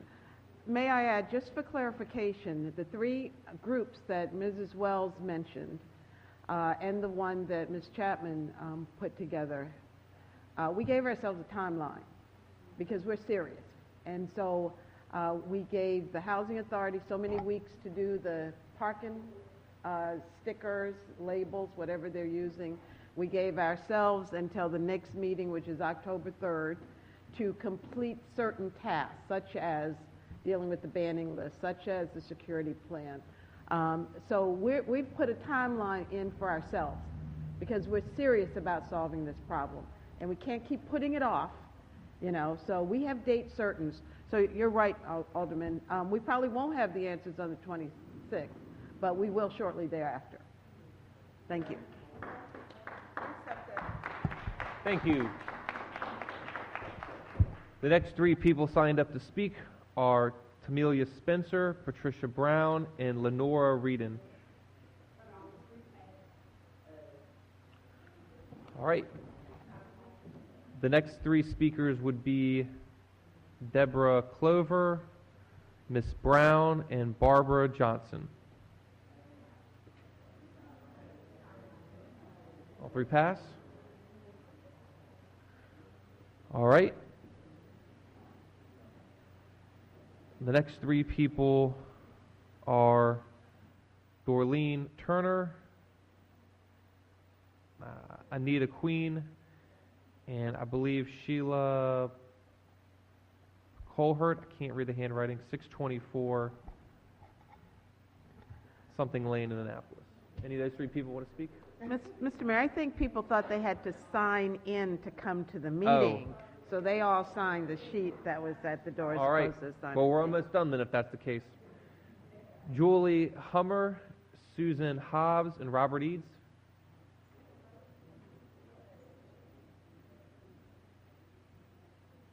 All right, so.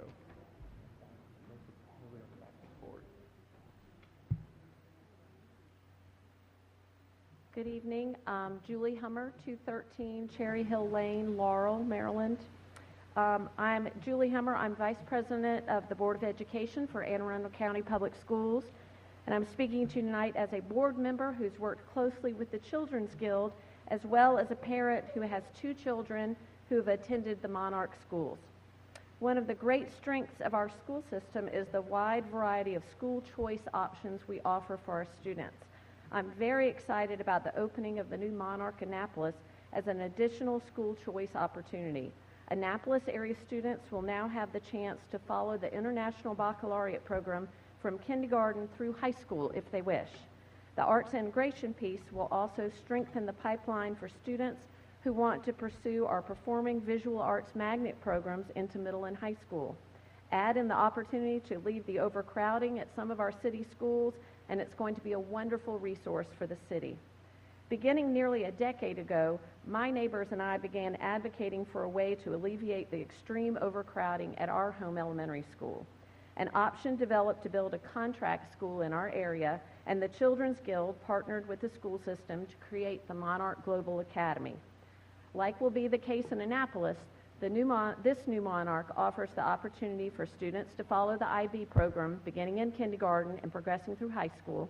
It also immediately alleviated the overcrowding at the 3 local elementary schools, creating a better learning environment at each of those schools as well.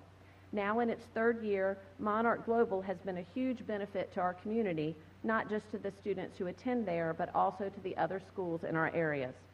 I have 5 children in the county schools. My husband and I have always had the philosophy, 1 child at a time, 1 year at a time. We try to find the best fit for each one, and we're so fortunate to live in a county that offers so many options so that we can try and find that right fit. Under that philosophy, we sent our oldest to Monarch Glen Burnie for 4 years because the curriculum was perfect for him. Our youngest now attends Monarch Global because it's a good match for him. Our other 3 attended our home elementary and middle schools because that was the best fit for them. More choices have given us more opportunities. Monarch Annapolis will give parents one more choice. I and the board are very excited to be offering this opportunity to the city of Annapolis.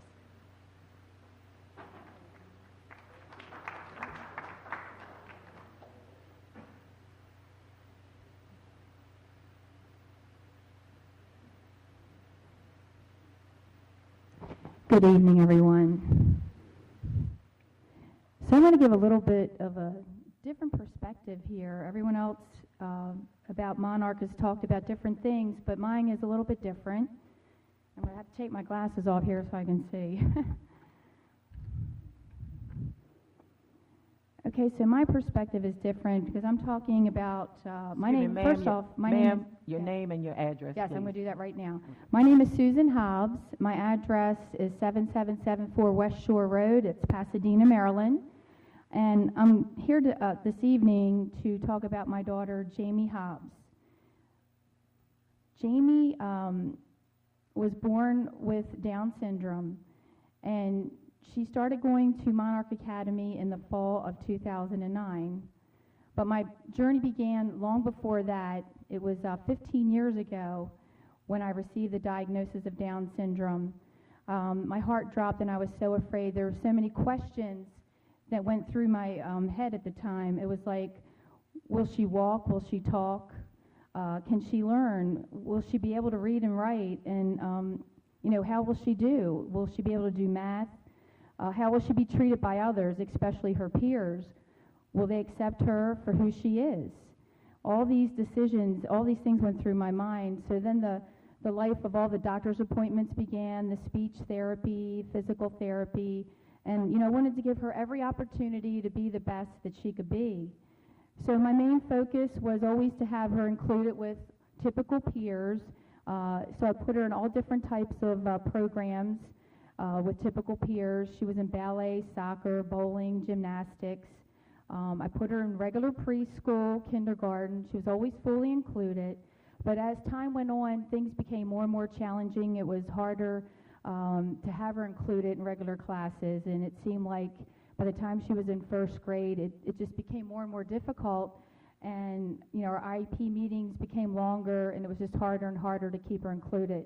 So I got to the point where I finally just took her out of school because her self-esteem began to be affected, and she didn't want to go to school. Here's a first grader that did not want to get out of bed in the morning and go to school on a Tuesday morning. So I homeschooled her, and then I found out about Monarch Academy opening up in Glen Burnie. And as soon as I found out about that, I put her name on the waiting list. Well, we put her name in for the drawing, and we didn't get in the first time, so I was on the waiting list. And then they called me in the fall, and I was just so happy. I was like, wow, we got in. And I'll tell you what, it was just an answer to so many things. And since then, I mean, now she's in 8th grade. This is her last year at Monarch, and it's just been wonderful. It's been great because they have found ways to teach her, and it's not only her. There's so many different kids there that have different learning differences, and they just find ways to help them, because education is not a one-size-fits-all, and there's so many different ways that each child learns, and they just find ways around that. And there's different expeditions that they do, a lot of hands-on things, and she's just living proof of that. So that's why I'm here this evening. She's that one child, but there's so many other children like her, whether they have a disability on paper or not, and she represents that. And I just wanted to make sure that I got that out there this evening, that she's that one child that did benefit from that, and I'm hoping that me getting that out there will help another child maybe in the Annapolis area have that opportunity to have that benefit of that different type of education. So thank you for listening to my story this evening. Good night.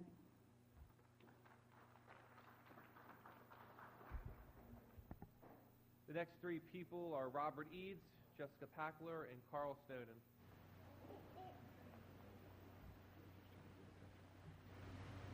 Good evening. My name is Robert Eads. Live 32 Pleasant Street, Annapolis, Maryland, 21401. This is my daughter, London Eads. She also lives 32 Pleasant Street.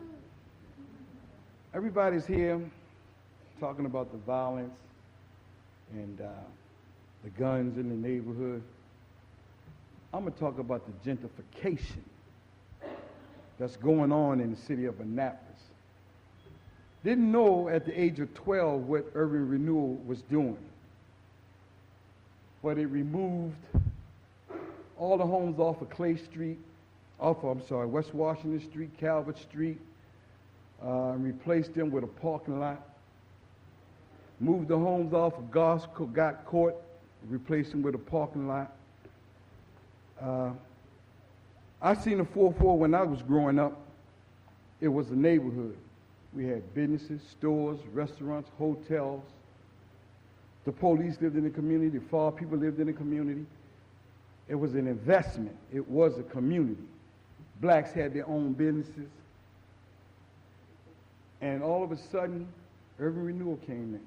Yes, renewal. Renewal, I should say. And everybody's wondering what's happening, what's going on. Well, let me explain to y'all. It's called a silent weapon. We're being hit with a silent weapon. Do you see any destruction or do you hear any destruction? No. But it has all the impact of a major bomb that's blew up in the black community. You moved us all from out of in-town as much as you could, and you put us out on Forest Drive in the one-way in and one-way out neighborhoods. With all the programs slowly being eliminated. When I grew up, Housing Authority had several programs to offer the kids. The educational system is failing our kids. The schools hardly offer any training. Everybody's just not a bookworm. Some people just need those job training skills, electricians, carpenters, carves. The schools offer none of those things to our children anymore. Y'all sitting back watching it. Yeah, I'm going to blame y'all. Just like I've been coming down here for years talking about what's going on, how they're eliminating public housing. When I first moved into public housing back in 1997, it was 1,104 units. 1,104 units in the city of 37,000 at the time. So they wanted to start eliminating us, so they started saying that Annapolis has more public housing per capita than any city its size. We may have more communities, Old Burke Court, College Creek Terrace, Bowman Court, Annapolis Garden, Harbor House, Eastport Terrace, Robinwood. But the number of units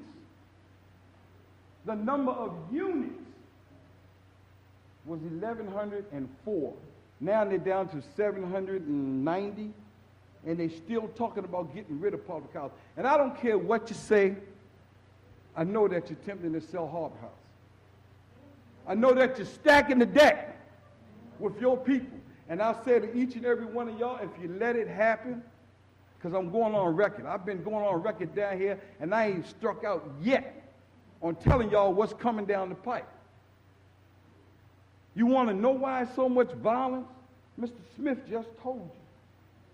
I'm telling you because they eliminate jobs, they eliminate programs, the educational system is failing our children, and y'all sitting back letting it happen. 8 murders in the city of Annapolis, and I haven't seen the city, head of the city yet, send out a sympathy or express that there's a sympathy because murders are going on in the community. Not even talking about whether the police solving them or not, just that you got concerned citizens, parents losing their children. And the city hasn't said, we're sorry to hear this happen yet. Gentrification. They're eliminating us, y'all. They're trying to kick us out of the city of Annapolis. They want us to come in and work, pack up and leave. They made Clay Street seem like it was the worst neighborhood in the city. But now that they have diversed it, they ain't saying that no more. You ain't reading that in the paper about Clay Street so bad anymore, or that area is so bad, Fourth Ward is so bad. Because they're getting most of the property. When I was telling y'all about Miss Trudy McFall, I know what you gonna say, Miss Pendel. When I was saying there was a snake, and every once in a while, I lift up his head, everybody's saying they're not listening to me. But now in the Clay Street area, she owns more property than anybody down there. Huh? I'm gonna tell you like they said, the Christians went into Africa with the Bible in their hand. When they left, the Africans had the Bible and they had the land. The minerals, the vital, all the vital statistics. And that's what's happening in the city of Annapolis. We living near waterfront property, y'all. All the way around, and they want it. Why else would you create or allow a ghetto, a future ghetto, to be created 2 blocks away from the governor's mansion? When I grew up in Old Burg Court and College Creek Terrace for 164 units, parking wasn't a problem. But all of a sudden, you redevelop it, and you put on 6 more units, and public housing is a property. It's a parking, it's a problem. There's no green space, it's a problem. There's no true recreation, it's a problem. But you're going to say the kids with the guns are the problem. The problem is who's making those kids divert to using those guns. That's the real problem. And our leadership is what's allowing this to happen.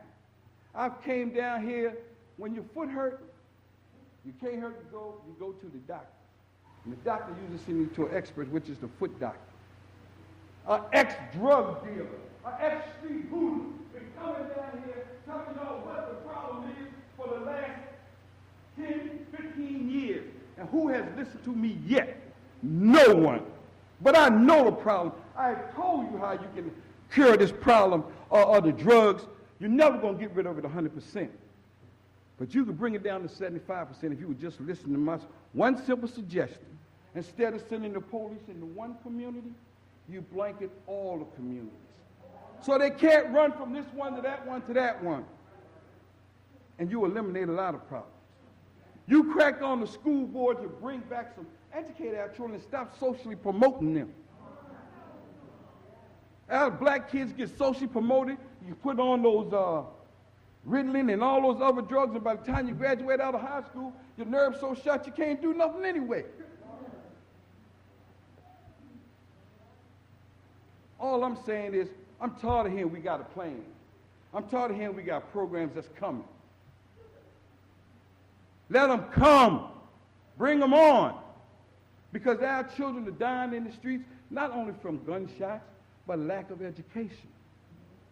Lack of things to do. You come down on Clay Street, You got the good kids, the bad kids, the drug, everybody's, because where's it to go?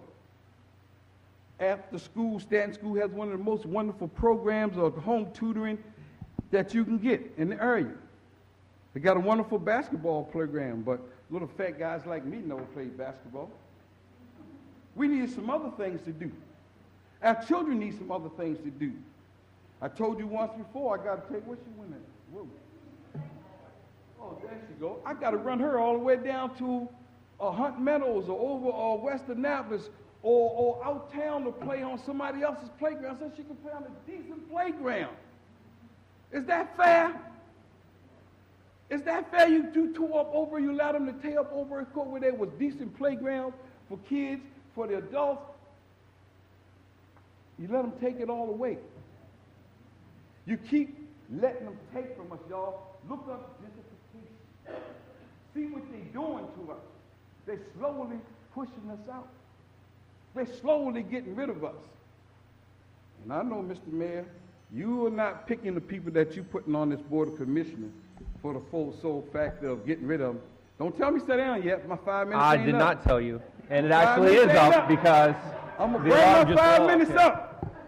I'm going to burn my 5 minutes up. Your 5 minutes is up, but go ahead. Well, I'll I'm let you gonna burn continue. somebody else 5 minutes. A whole lot of people didn't speak. I'm Doesn't work simply that way, but saying- go ahead. I'm simply saying that we're talking in unity and in combinement and working together. We talk it when we come here. We talk it at the meeting. But we ain't talking it in the community. We ain't showing it. You know why Al Hopkins and Pitt Moore were so popular in the black communities? Because 2 o'clock in the morning, you could find them walking the street in the black community, so they would know what's going on. Nobody had to tell them. They would know because they would go out there and see for themselves. Mr. Smith said a good thing. Come out into our community. Don't ride through in your car and don't get out. Get out and shake some little kids' hands. Get out and let them know who you are. Get out and let them know that you represent the city. Same way that lady just got up here and took a shot at Alderman Kirby. Come down and take a shot at the community. That's what I'd like to see y'all do. Get rid of what's going on. Tell me what you're going to do. Don't tell me what, don't tell me what you're going to do. Do it. Put some program, don't talk about we're going to create some programs. Ma'am, if you know how to get that 18-point-some million, let's get it. Let's get it. Everybody know Alderman Kirby is my friend, my close friend. But when it comes to taking care of the neighborhood, we're going to work together. Just like Ms. Miles did with my boy down school. I had a terrible little boy. But she stuck in there with me. He graduated school. He started community college, but he got a baby. He had to drop out. But it was dedication of working together, caring about our children. And that's the kind of love I'm talking about from everybody. We're going to talk about work together. Don't talk it, let's do it. Don't talk it, let's do it. Thank you. Thank you.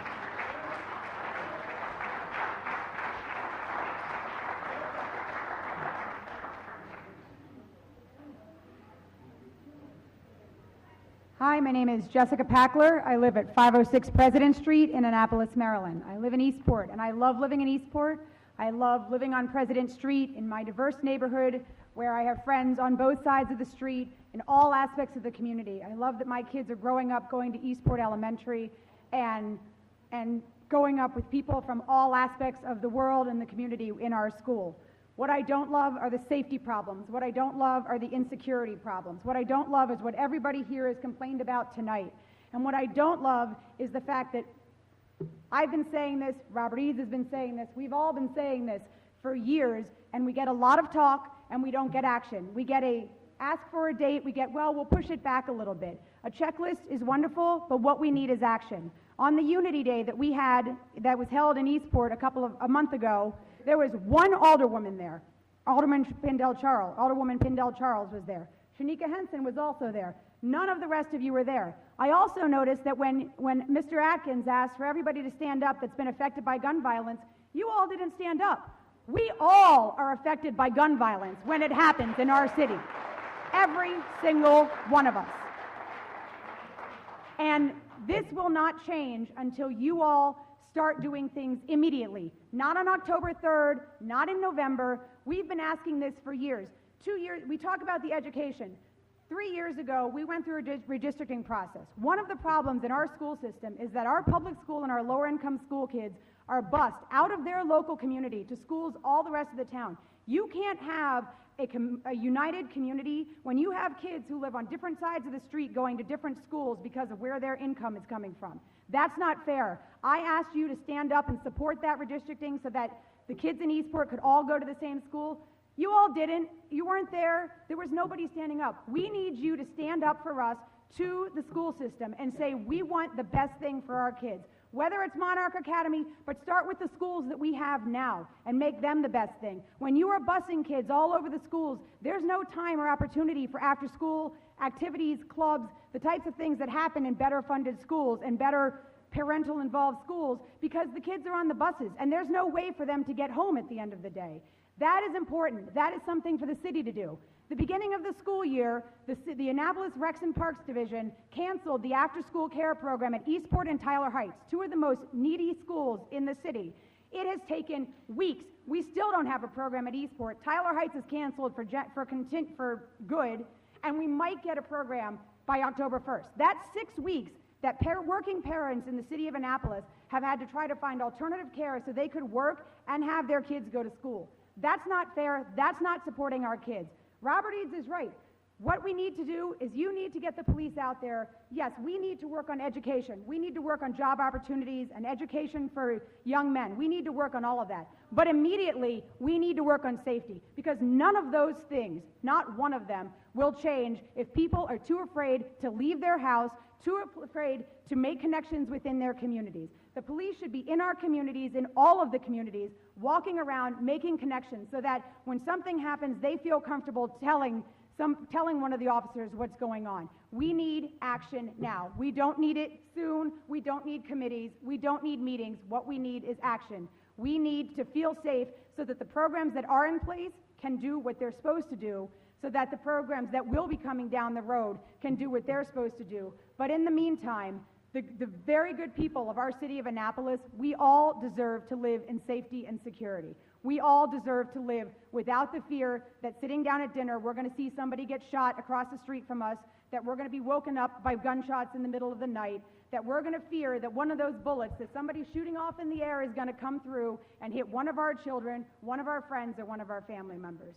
We deserve this, and I would like to hear from you all what your immediate action is going to be. I don't want to hear any more, this will happen someday and we're working on it and we're having meetings. I want to know what the immediate changes are going to be so that tomorrow every single one of us can walk out of our house and say, we feel safer walking out of our house today than we did yesterday. So, take it for savages. So you had a question on the action, and one of the things I've heard, and I echo Alderman Arnett, I'm glad people came out, and I'm glad we got a chance to hear from you, and we understand what you're going through. We understand. We've heard it before. Tonight's not the first night. So I'd like to tell you not what we're going to do now, but what we've already done, because the city's been working on this for a while. So the first thing comes down to resources. People made allegations that historic preservation is more important or something else, and that's not the case. The city saw there was an increase in crime, and we had to take action.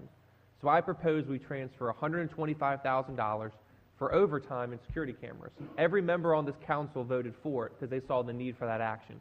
And we installed those cameras. I then went to Governor Larry Hogan. We have a Safe Streets program. And I said, we need more money for it. We can't do it with what we have. The resources are not enough.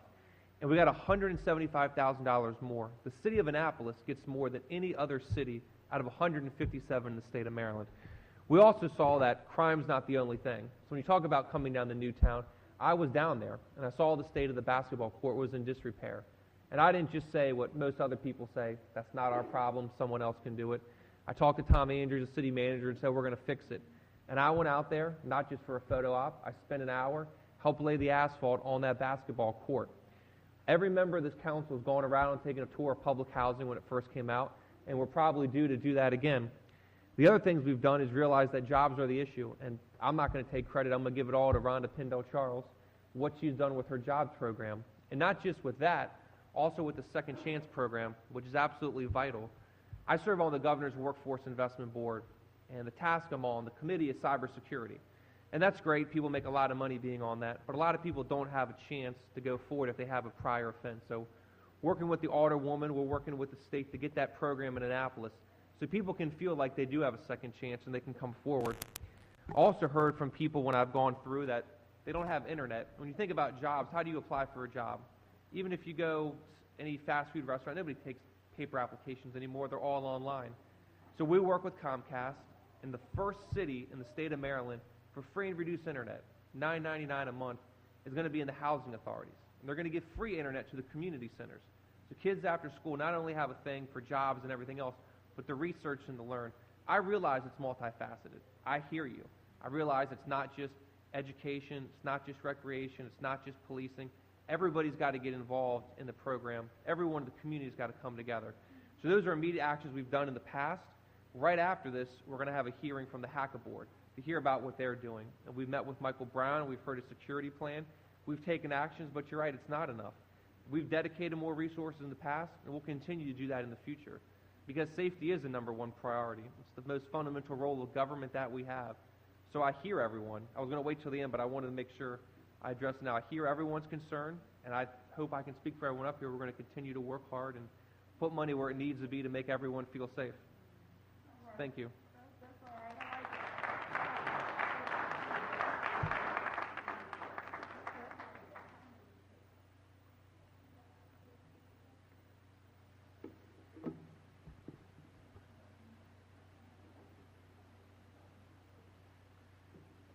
Mr. Mayor, members of the council, first I want to thank the community for turning out in such large numbers. Many have left because the hour is getting late. People have kids to go to school the next day. But for those who've stayed, I really appreciate the fact they've stayed and listened. There's a saying that those who do not know their history are doomed to repeat it. And one of the things about longevity, it gives you a perspective. There are names that can be called. Cochise Daughtry won't mean much to many sitting on the panel. Donnell Brown. Names of individuals who have died tragically in the city of Annapolis. On Thursday last week, a group of ministers, clergy, activists got together as black men. And the question was, what could black men do to address some of these problems confronting our community? And Darius Stanton and others came up with some suggestions that are worth repeating. There are resource questions. There are issues how we cooperate. People have talked about the need for a better and more increased police presence in the city. How can that be done? And one of the recommendations that was made was that we should do what we've done years ago. When the Bywater community was having its problems, we called upon the state police who worked with the Bywater community, helped address that problem. For those who say that you cannot have the police in the community 24/7, the question is, are we looking to think outside the box? Can we use existing resources to meet that objective? A suggestion that has been made is one that I would recommend that the council give serious consideration to, is that our Annapolis Police Department partner with not just the state police, but the Sheriff's Department. The Sheriff's Department primary function and role is that of guarding the courthouse and that of serving warrants. The belief is that working with the Sheriff's Office, they could help to supplement or complement what the police department is doing, so that in neighborhoods or in communities where taxpayers are already paying for these law enforcement services, by working together, you could have more police presence or law enforcement presence in those communities. There is another thing I'd like to share with the council. There was a late delegate, Kenny Webster, Some in the audience may remember him, but he used to be able to say things that just really made you kind of pause and say, Kenny Webster used to say, if your head is knotty and your nose is snotty and you don't know, ask somebody. And what he meant by that was that many of the problems that we're confronted with, there are solutions for it. Let's zoom in on one. Alderwoman Finlayson, you may be interested in this, because I think it would be applicable to what's going on in Newtown 20. Several years ago, for people who've been longtime residents of the city, they will remember a community called Boston Heights. In Boston Heights, there were people who were murdered. In Boston Heights, there were fires that occurred where people lost their lives. In Boston Heights, there was substandard housing. In Boston Heights, it was a community that people had ignored. There were all kinds of problems there.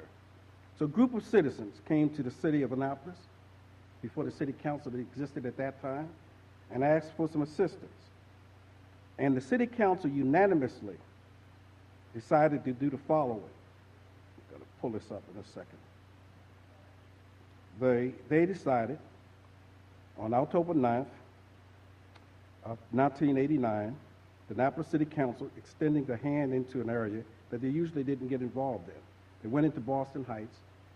They dedicated money, real resources, to the residents and the citizens who lived in Boston Heights. And they did something that was absolutely incredible. Working with a private landlord at the time, a man named Singh, who had let this property run down, they depopulated the community, had families move into temporary shelter, found the dollars to renovate what is now called Admiral Oaks, but it used to be Boston Heights. And one of the problems that exists in that community, crime, poverty, all the issues that we've talked about, that city council managed in a relatively short period of time to solve the problem. Having served on the city council, I know the difference between a rhetoric and a record. Records are what people do. Rhetoric is what people say they're going to do. And it's time for us to look at the record of what has been done in the past and borrow from that. When the question was asked how many people have been affected by violence in this city, I had to stand because not only have I seen friends and others die violently, but I had a nephew whose name was Darnell Brown. He was caught up in the drug trade as well. He was at a place called St. John's College at the boathouse. He was going to make a buy, so he thought. What he didn't realize at the time was they was being set up. So while in the back of a vehicle, a white woman happened to get in the back of the car, a white man got in front of the car, and this transaction was supposed to take place. What happened was they shot him in the back of his head, they killed him. And they were eventually apprehended, and thanks to Fred, vigorously prosecuted, and those individuals remain in prison today. But my sister, who lost her son, her oldest son, never got over that. When you lose a family member, it is something that you do not forget. So the city council, I think, can do two things that would be extremely helpful in us moving forward. One is they can look back at what the previous city council did, which declared that they had a crisis in the city. When you have a crisis, you act differently. Crises mean that you bring resources to bear. You do things that's extraordinary. The fact of the matter is that the official homicide rate is 8. But the reality is it's more than 8 people who've died in the city of Annapolis, who died from the city of Annapolis. If you happen to be one of the persons who lived in Harbor House, or had a family member who lived in Harbor House, and you were taken, as was the case, outside of Annapolis, down, I think it was in Edgewood Road, it was Bay Howland Beach, where the guy was shot and killed, and his death has not been solved. There have been a number of unsolved murders that have occurred in the city, which is why I think some people responded the way they did when they said we've got a great record of closing murder cases. There are a lot of unsolved murder cases that remain unsolved even to this day. So the suggestion is, one, that the city considers passing a resolution declaring that we have an emergency situation. Budgets reflect people's priorities. If you want to know where people stand, just look at the budget. Budgets say what the priorities are. And Mr. Mayor, with all due respect, the $125,000 you were indicating that you paid to overtime and the fact that they're going to have cameras, I don't think really reflect the kind of commitment we need. Arnold said it well when he said that the problems we have in the city go beyond putting up a camera and trying to apprehend people. We've got to deal with the very systemic problems that are faced by citizens who live in the city of Annapolis. So I think as we move forward, and the caucus has been saying this now for almost a year, it's important that we take a thorough look at how policing is done in the city of Annapolis, do a thorough examination of whether or not the department is functioning in a manner that's most effective. Give citizens an opportunity to comment on what they would want and what they see. Elected officials, public servants, all work for the people. And at the end of the day, I would say to the residents, as I'm going to say tomorrow night when we caucus meet, ultimately you have to judge how effective a council is or how effective people are by what results they produce. Timetables are important, and I would strongly recommend that as we move forward to the elections next year, city elections, that people remember the advice that President Obama gave. When people wanted to shout and scream at Donald Trump and boo him, President Obama simply said this: don't boo, vote. I encourage all citizens to exercise their right to vote and remember to vote for people who are working in your interest. Thank you, Mr. Mayor. Thank you.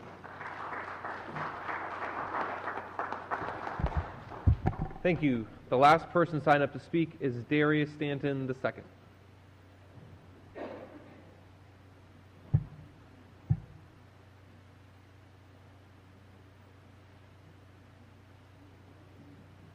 Good evening, everyone. My name is Darius Stanton II. I reside in Bowie, Maryland, but my family owns property on Carrollton Avenue. I'm a product of Annapolis, but in a different sense. I lived on 36 Cornhill Street, and I used to come outside of my house, and to the left you'll see the water, and then to the right you'll see the trees and the Capitol House and the State House building. In third grade, however, after third grade, I moved to Bowie, Maryland, in Prince George's County. And then I went on to graduate from Claflin University, where I got my degree in environmental science. And then I went to Duke University and got my master's in environmental management. And within the environmental science realm, there's a big talk about why African Americans aren't in the environmental movement. And within historical reference, if you look at it, in a lot of different cases, we've been shut out of having access to our environment. One specific case that I could tell you all today is that the children that are a lot of my peers, and this is why I really needed to pay attention because nobody else came that was 24 years old to talk about this. The children that are my peers that are right now also sometimes drug dealers or part of this violence, it comes from a disconnect with their natural environment and also their home environment, and so there's a social disconnect. So if you think about it, people are living in environments that they don't like. People are living in environments that don't look pleasing. Children are growing up in neighborhoods where if they step out of the house, it doesn't look like a place that they would want to grow up in.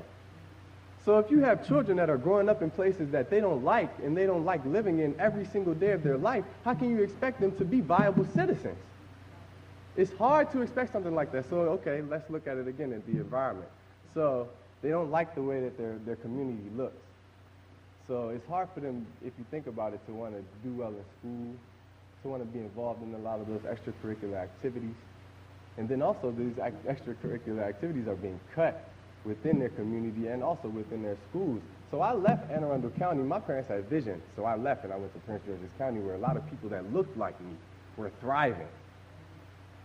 So while I was able to see that not only are people doing well, people are doing well and enjoying what they're doing, And right now I propose that one thing that we have to do within all of these different communities is we have to set up systems in a neighborhood and an environment that is conducive for learning and being productive and being viable citizens. So first things first is that all of these communities have to be rebuilt.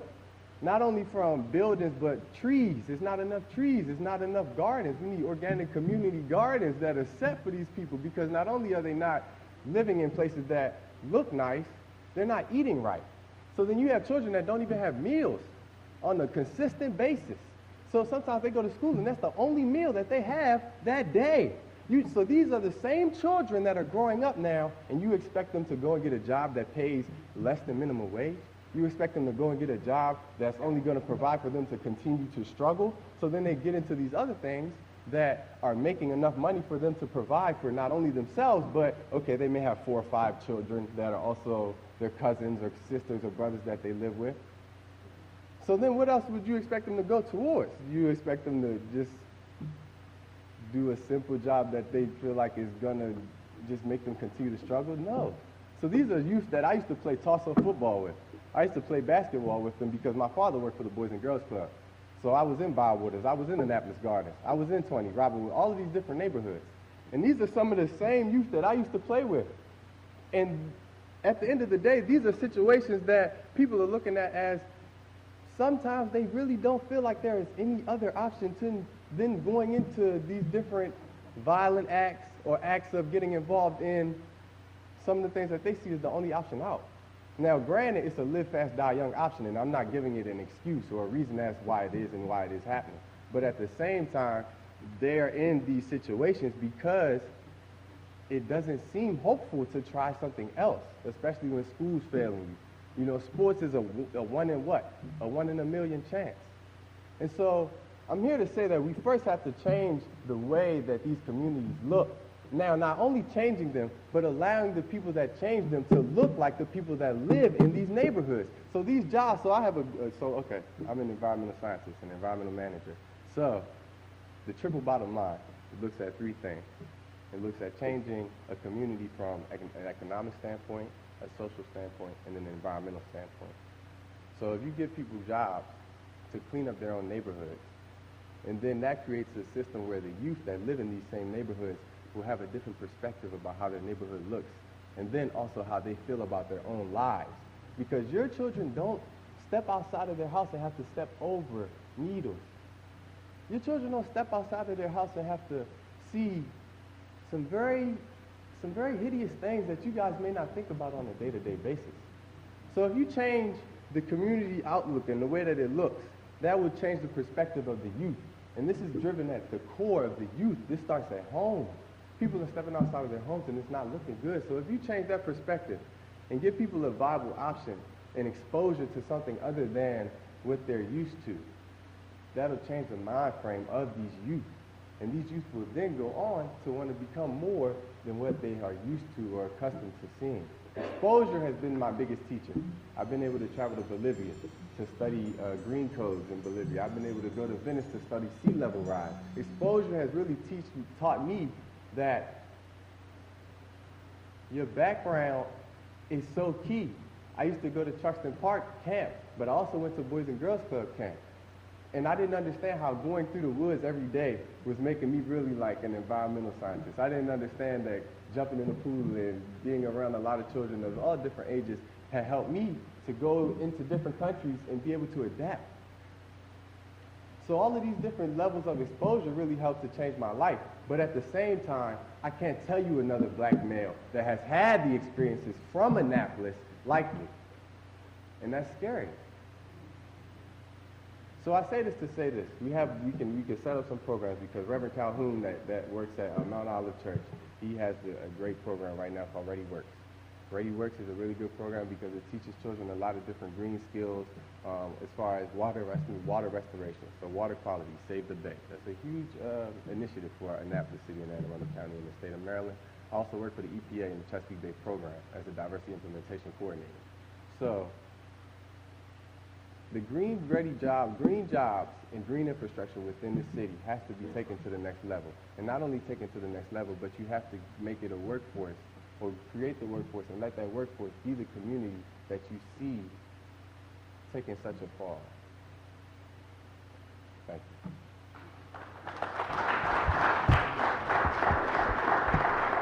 Mr. Stanton was the last person signed up to speak. If anybody else would like to address the council, come forward. Now is your opportunity. Thank you. And if you could state your name and address for the record, sir. Sorry about that. My leg went to sleep. My name is Imamu Baraka, and I am a native Annapolitan. It lives, moves, and has its being in me. Although I am semi-homeless, I reside in Baltimore, but I'm here at a hotel in Annapolis while I find a residence. Let me say this first. I turned it off. Is that on? One thing that I'm clear about in this amazing city we call our home, which is Annapolis, is that it is very small. And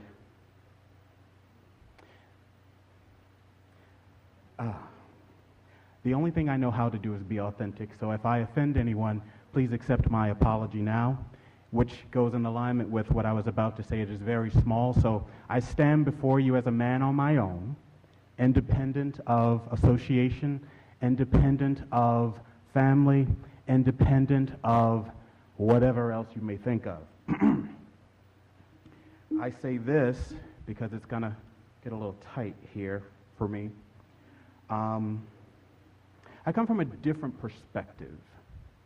What you see before you is the product of a single mother, a grandmother, a community standing in the gap for me.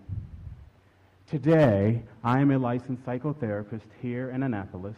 I've changed my name not because I've changed my religious affiliation. What I've become present to is the power of words. So when you call my name Imamu Baraka, you are calling forth my potential. My different perspective is this. I will hit some of these things because some of these things have been said already and I don't want to waste too much time. I am the older brother of someone who has been impacted by the very things that we're talking about in terms of violence, but I come from a different angle. My brother, not too long ago, shot 2 people in the face. Again, please remember that I'm a psychotherapist, so the first thing I began to do was wonder what in the heavens happened to this boy, factoring in all of the resources that I had available to me. And what I've become clear about is a number of things. One of the conditions that we have not talked about is the conditions that we find in our communities today as a lack or a failure of public policy consistently. Mr. Snowden, who I've sat at the NIA with my grandmother and so many others, made a very powerful statement about a balance sheet is oftentimes a statement of someone's values or an organization's values. Ladies and gentlemen, today, this is a state of an emergency because as of today, Annapolis, speaking in terms of per capita, is in alignment with Chicago.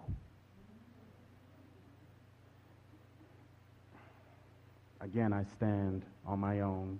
The blood that runs through my veins prepared me for this moment. Enough basketball courts, enough playgrounds, enough flower baskets at $10,000 to line the streets of downtown and across the bridge. Hold on, I'm coming for y'all too. We need solutions, and we need not address these symptoms. We need a plan that falls in 3 stages, one that is immediate, another that is short-term, and another that is long-term. Enough programs. Ladies and gentlemen, again, I stand on my own. You are above a program. It is your tax dollars that are being used to keep this city running. You are an investment. I know, it'll catch up with you. Because it is the people, not political parties, not politics, not grandstanding, that will get the job done. speaking of resources,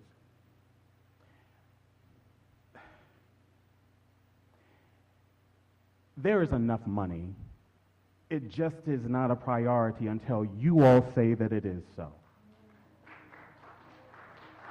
Number two, there are people like myself who give up or who was giving up a day of $125 an hour to come to the Annapolis Youth Services Bureau to give up my time for free, but that organization has lost its funding. Unacceptable. There's enough blame to go around, so pick and choose. One of the reasons that my brother was in the situation that he was in was because no one recognized the issues that were very, very clear. Public housing, ladies and gentlemen, does not work. It does not work. It is a breeding ground for poverty. And where you have poverty, you have crime, you have drugs. You are an investment. You are bigger than programs. Ladies and gentlemen of the council, please forgive me. It is not my intention to be disrespectful at all, but I may remind you to remind your citizens that there are no walls around these wards. Not one. And when my family or someone else's family or the individuals that my brother shot are in danger, so are you.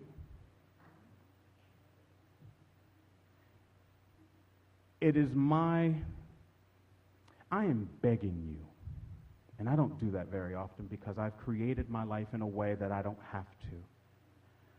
But I humbly come to you and ask you to create a win-win-win scenario for my beloved Annapolis. One of the interesting things that I've learned just recently is that my family has been a part of this city since the slave trade, but yet we have not progressed. I mentioned earlier that I, as a kid, moving from house to house, being at the foot of Carl Snowden, Bertina Nick, and my grandmother, and so many others, we have the same script, but a different cast. So I beg you, find the money, make the investments. In no way am I suggesting that any of you be irresponsible. In no way. But we can find money for those things that, well, sit well with us.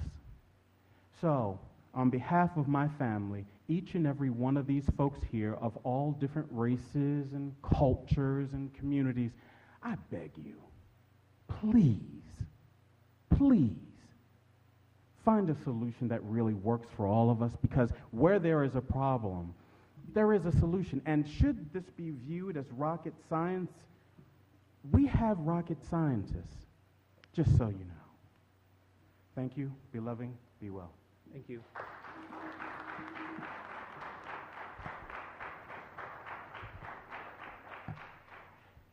Is there anyone else who would like to come forward? Seeing no motion, I declare comments by the general public closed. We're going to take a 10-minute break and meet back here at 9:40. Thank you all.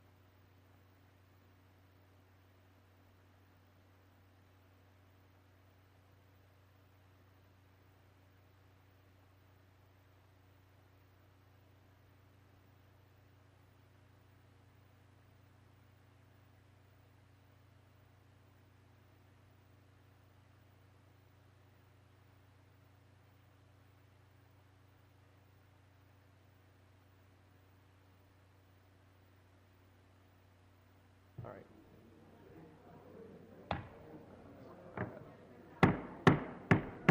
The council is now back in session.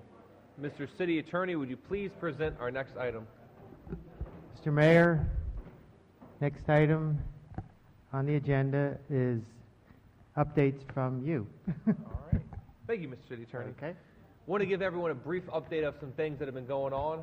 While the council didn't meet in August, it was still a very busy month for the city. One of the things we had the pleasure of doing is doing a ribbon cutting for one of our schools, West Annapolis Elementary School. And Alderman Payon was there with me too, and it was fabulous to see that schools are getting built in Annapolis, especially with overcrowding being such an issue. We've been fortunate to have Germantown Elementary, West Annapolis, Mills Parole, and we'll continue to fight and work with the school board to get more funding. Also, the city last budget cycle, we put in money for an African American liaison, and we hired Mr. Larry Griffin. I'm sure many of you know him before. He does We Care and Friends and a number of other things. So we felt he was the best person for the job, knows the community, has the respect. So he's meeting with the city manager and I to go over issues and to keep us informed. In addition to that, we're doing interviews for the Hispanic liaison this Friday. I also met with Tori Bayless, who's the president of the Anne Arundel Medical Center, and we had talked about the cardiac care program. So for most of you probably know, and some of you may not, Anne Arundel County is trying to get our own cardiac care unit. So if you need open heart surgery, you have to drive all the way out to Baltimore or to Washington Medical Center to have that done. So we're going to have a very big legislative push to help get that in the city of Annapolis. I normally don't ask people to do things, but I'm asking each of you to contact your elected officials higher up to help motivate them. Because as we all know, everyone's getting older, Americans are getting sicker, and more people are going to need this care. Also, I met with the county executive, and we talked about a number of partnerships from the elections to the Weems Creek MOU, which we'll be unveiling at the next work session in the month to follow. I also, with Alderman Arnett, went to the Eastport Civic Association. We had a good time, so I want to thank them for their hospitality as always. Also wanted to mention Dining Under the Stars. If you haven't gone, I went with my parents 2 weeks ago. It was a fantastic time, sold out crowd, but you can still get tables if you go in advance. So thanks to everyone for that. Also, the Lighthouse Shelter received a total of $128,000 from the Maryland Department of Housing and Community Development.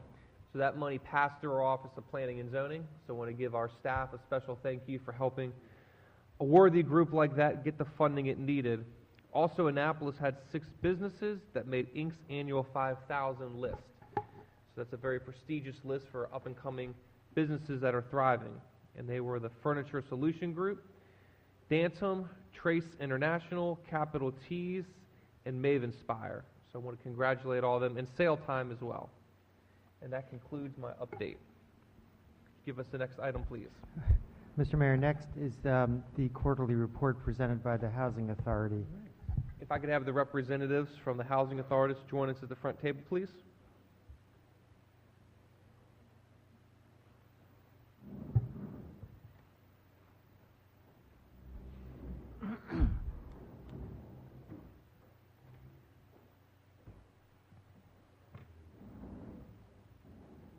Good evening. How are you?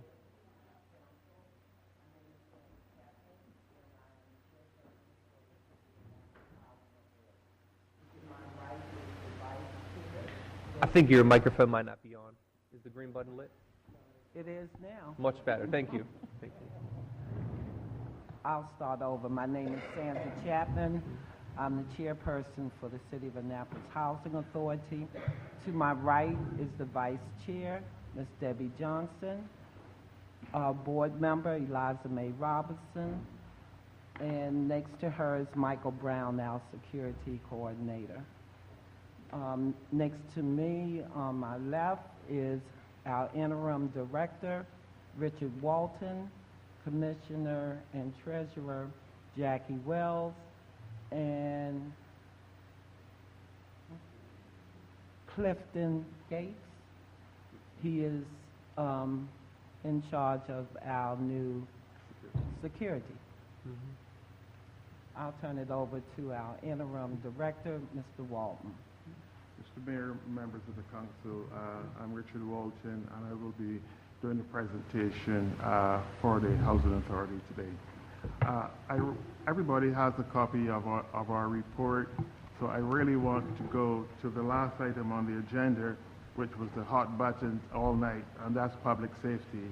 I have here with me the security firm that we just signed a contract with to provide services for our Newtown 20 property. I also have here, I've invited the manager of the adjacent property, Woodside Gardens, who's here as well. And I'm going to ask Michael Brown, our security coordinator, to give us an update and to tell us a little bit about what we are doing in terms of providing a safe community for our Newtown 20. Once we have that security up and running, we are going to be looking at doing the same at Robinwood. It's very expensive, I want to say, but based on the severity and the problems we are encountering in the community, we were forced to do whatever we can to provide security for our residents. Michael. Yes, good evening. Michael Brown, security coordinator for the Housing Authority. We've had several incidents on our properties across the city, but most recently in Newtown 20, we've hired a firm, E-House Executive Security. They're providing services for 12 hours a day, and the property in Newtown 20, Mr. Gates is the senior supervisor for E-House. I guess he can kind of share with you his impressions of what he's seen the last week since he's been there.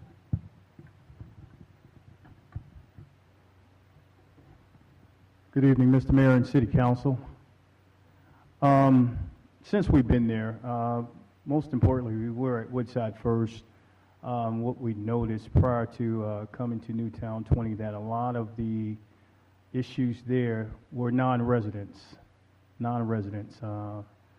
Newtown is comprised of elderly folks at this point. For us, being here in the past 4 days, since we haven't had the transient activity, as well as the people who do not reside there, it's a very quiet community.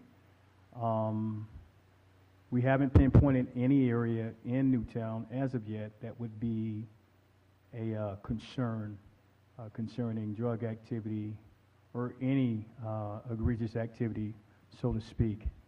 What works for us and what makes us successful and continued success is the consistency of really being a presence there, getting to know the people too, and hearing the concerns that the people have. One of the concerns that they really address is not having anything to do in terms of for the kids, which Newtown now has a basketball court where the kids now are outside, they're playing basketball, and they're using the playground there. They feel a little safer because of the presence here again of security. I'm not saying that we are the end all, be all, end all. Of course, with the help of APD and their officers that patrol through quite frequently in the communication and the relationship that we built there together, we are encountering or actually countering some of the activity that is transient, that is not of the community, but have those individuals that do not belong in the community committing these egregious acts, such as the drug transactions that prior to us being there, we knowingly were taking place. So we haven't seen none of that activity, but for us, the first thing is to get to know the community. So knowing the residents, getting to know the residents, building a relationship with them, building trust, being consistent, because that's what they want to see. At the end of the day, you can talk to them till they're blue in the face and tell them you're there for them, but if you're not consistent, then we're not going to build the trust. It's not going to happen.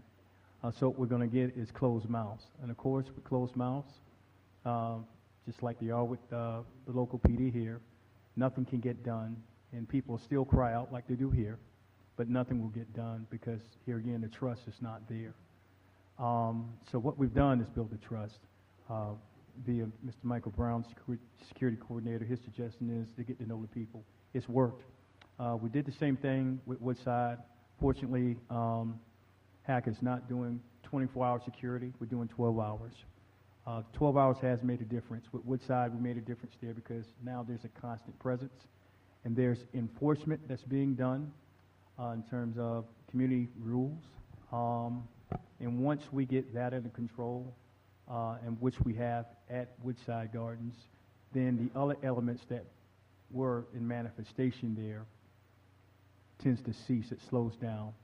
We've intercepted drug transactions because we know the people that come to the community that don't belong there. That's one of the things that we've done.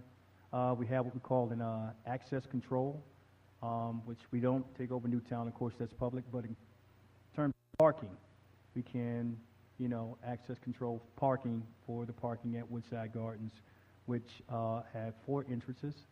They're both in and out, and we set up cones, and we do what we call access control, which is we have 2 of our officers.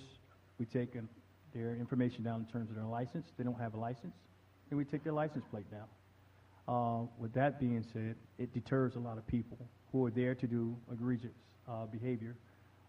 Hey, you know what? I don't want to go in there. I'm going to turn around, and they leave. We do that for about 4 hours. That's what works. We've talked in meetings past concerning parking for Newtown, Brooks Drive, and Betsy Court, where they want to implement parking enforcement. If people that don't belong there want to park in the community, we'll be there to enforce that, and that will deter some of that transit behavior that's there for those people who are not there. And then here again, the presence. But it's going to take consistency. It's not going to be, if you do it for 30 days, you do it for 45 days, the individuals will adapt. They will clean up their act for about a good 30 days, good 45 days, and then when the presence is gone, they will revert right back to the element that they're used to. They revert back to what they have. But HACA, along with PK Management of Woodside Gardens, has been ahead of the game so far, in my eyesight, in terms of doing things that were taken from the community and putting them back there. And that way we can kind of centralize some of the behavior if it's egregious or if it's not for the community. We'll know right off the break because they know in order to have it there, the community must be stabilized. That's one of the agreements with Woodside and the people there. And they said that, hey, if we get this back here, trust me, we want to maintain it. We're going to do everything that we can. So building relationships, giving the individuals a place of trust with us, and seeing the consistency with us. We're not aggressive. We don't have arrest powers. We can conduct what we call a citizen's arrest if we see something felonious or serious misdemeanor that takes place. But we're there to essentially observe, detect, deter, and report. And with that, and working with APD and their staff, with the consistency of what they've been doing, back and forth, even with Detective Truitt, with information that we may even get, that may be something that's definitely out of our league. We pass it along. They're fast acting, and they're there to resolve the situation in a manner in which they do. So that's what's been working for us moving forward. Like I said, the presence, the consistency, the community policing, building the trust of the people, and giving the people back some of the things that were taken away, like playgrounds and basketball courts, so they can just have some things. I know that PK Management is about to put out a pavilion along with benches and barbecue grills and things of that nature. And then they're going to have a community day on October 8th with inviting Newtown 20 to come down and to enjoy that too. So the people are very excited about it. That's all they want to know is if you know, somebody essentially cares, or, you know, instead of it being a controlled environment and being made promises to some degree and it not being fulfilled, and then it gets kind of tiresome. So those who are there to do what they're doing, these people are not going to care anymore because they feel like nobody cares. But now they see a change, and if the consistency, you know, stays in place, then of course the impact will be even greater than what we see now. Thank you.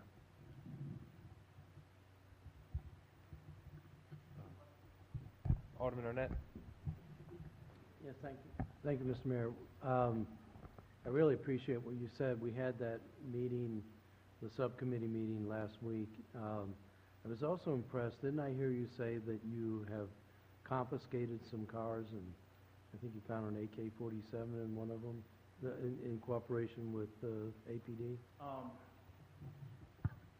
Well, prior to coming to Newtown, what we've done at Woodside Gardens is assist APD in recovery of weapons.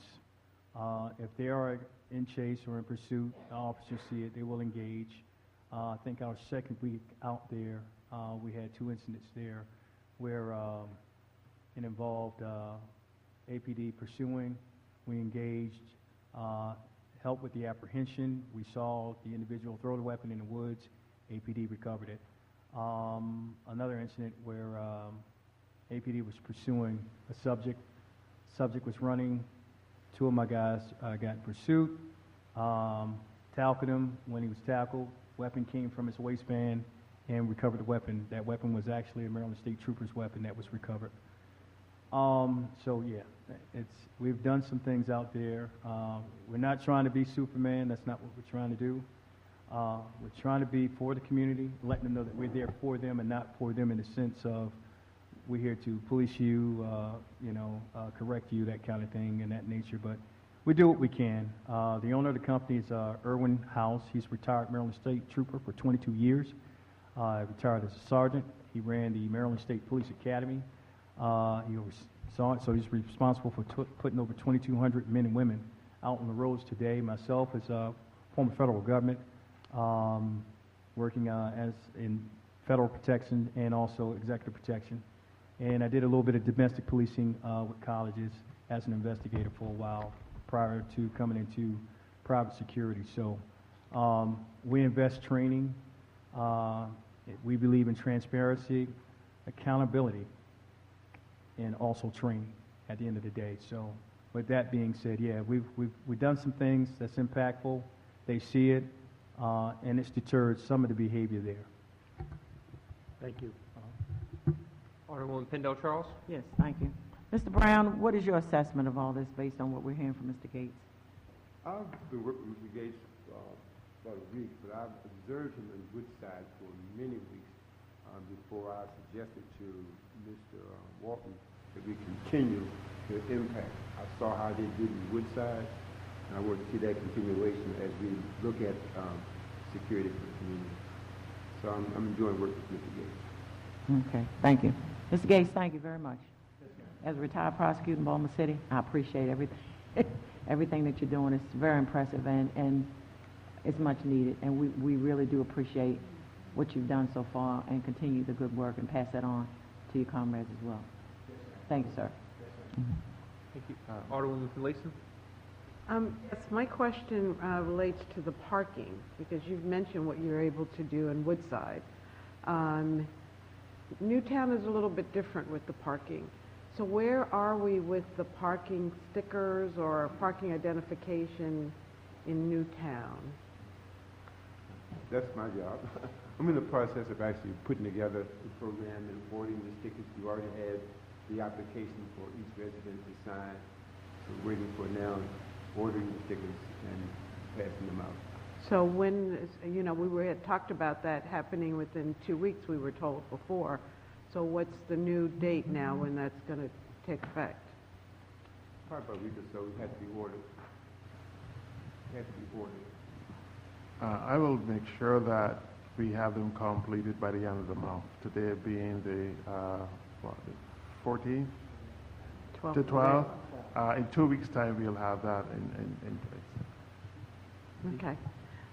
Thank you. I don't know whether you want to recognize the property. You mentioned her, but whether you'd want to introduce her to... She just wants to wave Yes, the if you new don't mind, you can start. owners of Woodside. PK Management.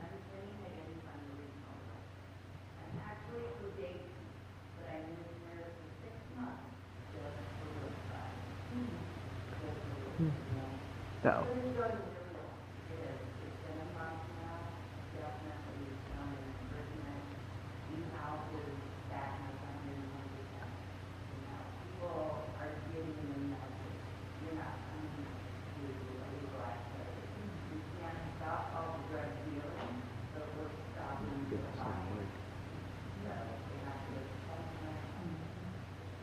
They attended, I had a community meeting last Thursday evening, and they were there and shared with us some of the programs that they're looking to put in place also. So it is about, policing and the crime, but they also have an approach that deals with community support and various types of programs and scholarships and that kind of thing. So it's a real wraparound kind of interest, so thank you. Thank you. Thank you. Alderman Kirby? Yeah. Hi, good evening. Let me just ask this. Are you armed security or unarmed? Armed? Yes. Okay. And you say it's very expensive. Can I, what's the expense? The cost to the agency is about $4,000 per week, and that is providing services for 12 hours a day for 2 officers. Mm-hmm. So, Mr. Mayor, if there's anything you can do to assist us, it would be appreciated. We would like to push that 12 hours to 24 hours. Mm-hmm. And we also have 4 other properties that we have to find the funding to cover. Okay. So we would appreciate if anyone can point us in the direction of any grants or any other assistance to help our already stretched budget. It would be appreciated. That kind of goes right to my next question. So we're just in Newtown right now. There is no timetable for the other communities? Well, I'm looking at, I have a resolution to take to the board next Monday, and that resolution, if passed, would enable us to provide security at Robinwood. So hopefully by next Wednesday or so, we should be able to have a similar thing going at Robinwood. Mm-hmm. And I've clearly heard from the community that we need the blanket all the neighborhoods. I definitely like the security aspect of it. To use just the word security as opposed to policing, not an armed encampment, just the security aspect that seemingly I've heard Mr. Gates convey. I particularly like that aspect of it. We right now, even with one community, is it sustainable over the 90 days? Oh yes, definitely. We will be able to sustain it for 3 months, 90 days. Excellent. Okay. But we're looking to go way beyond that, to make sure our residents all the fears are cleared, and the young kids can come out and play in the evening, and the elderly can go walking in the afternoon, that kind of thing, Okay, thanks. Yeah. Thank you. Alderwoman Pendle Charles? Yes, this evening I heard a suggestion concerning using the sheriff's department for the county. Has that been explored, will be explored? It will be, definitely it will be. I have made a note of that, and I will be looking into it effective tomorrow. Any downside to that, does anybody know, or upside, or Mr. Brown?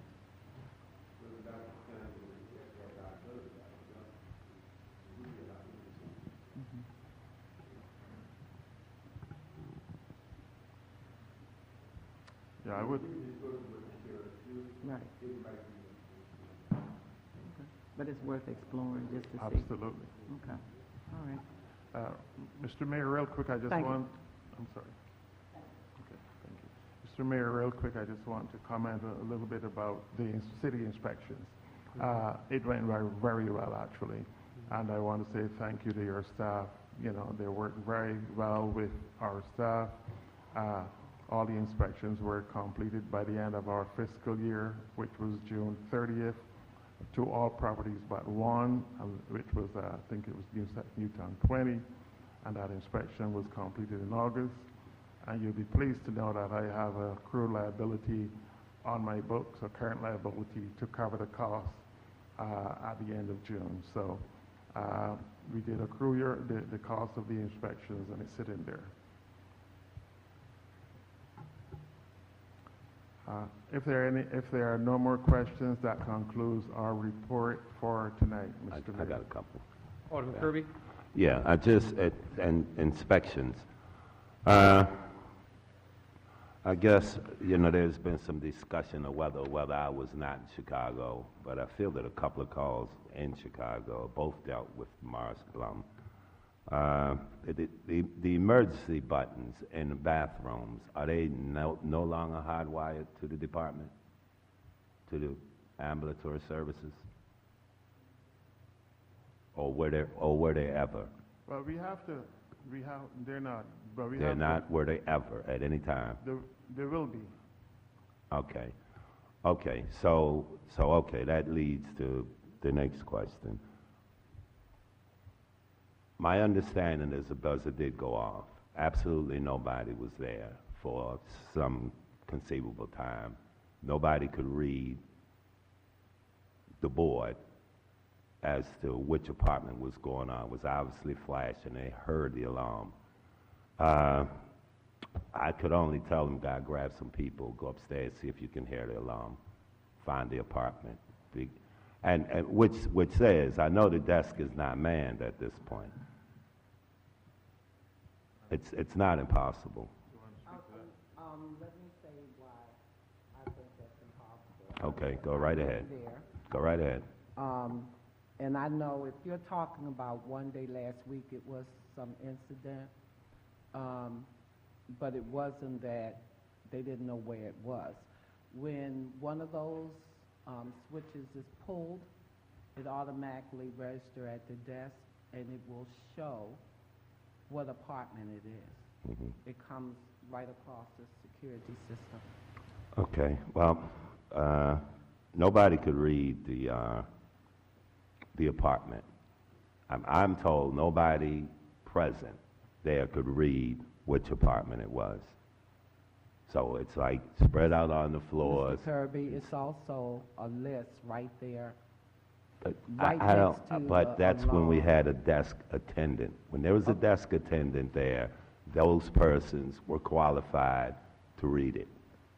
Okay, what So I'm they could- trying to say, I'm not disagreeing with Okay. you. What I'm telling you how the system is set up.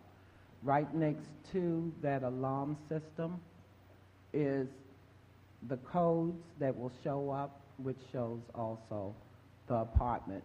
Now, we do not have 24-hour desk monitors there any longer. Correct, That correct. part And is that's true. it. And that's part of the problem because it, But you know, after that alarm goes off for a certain amount of time, it automatically goes into the fire department.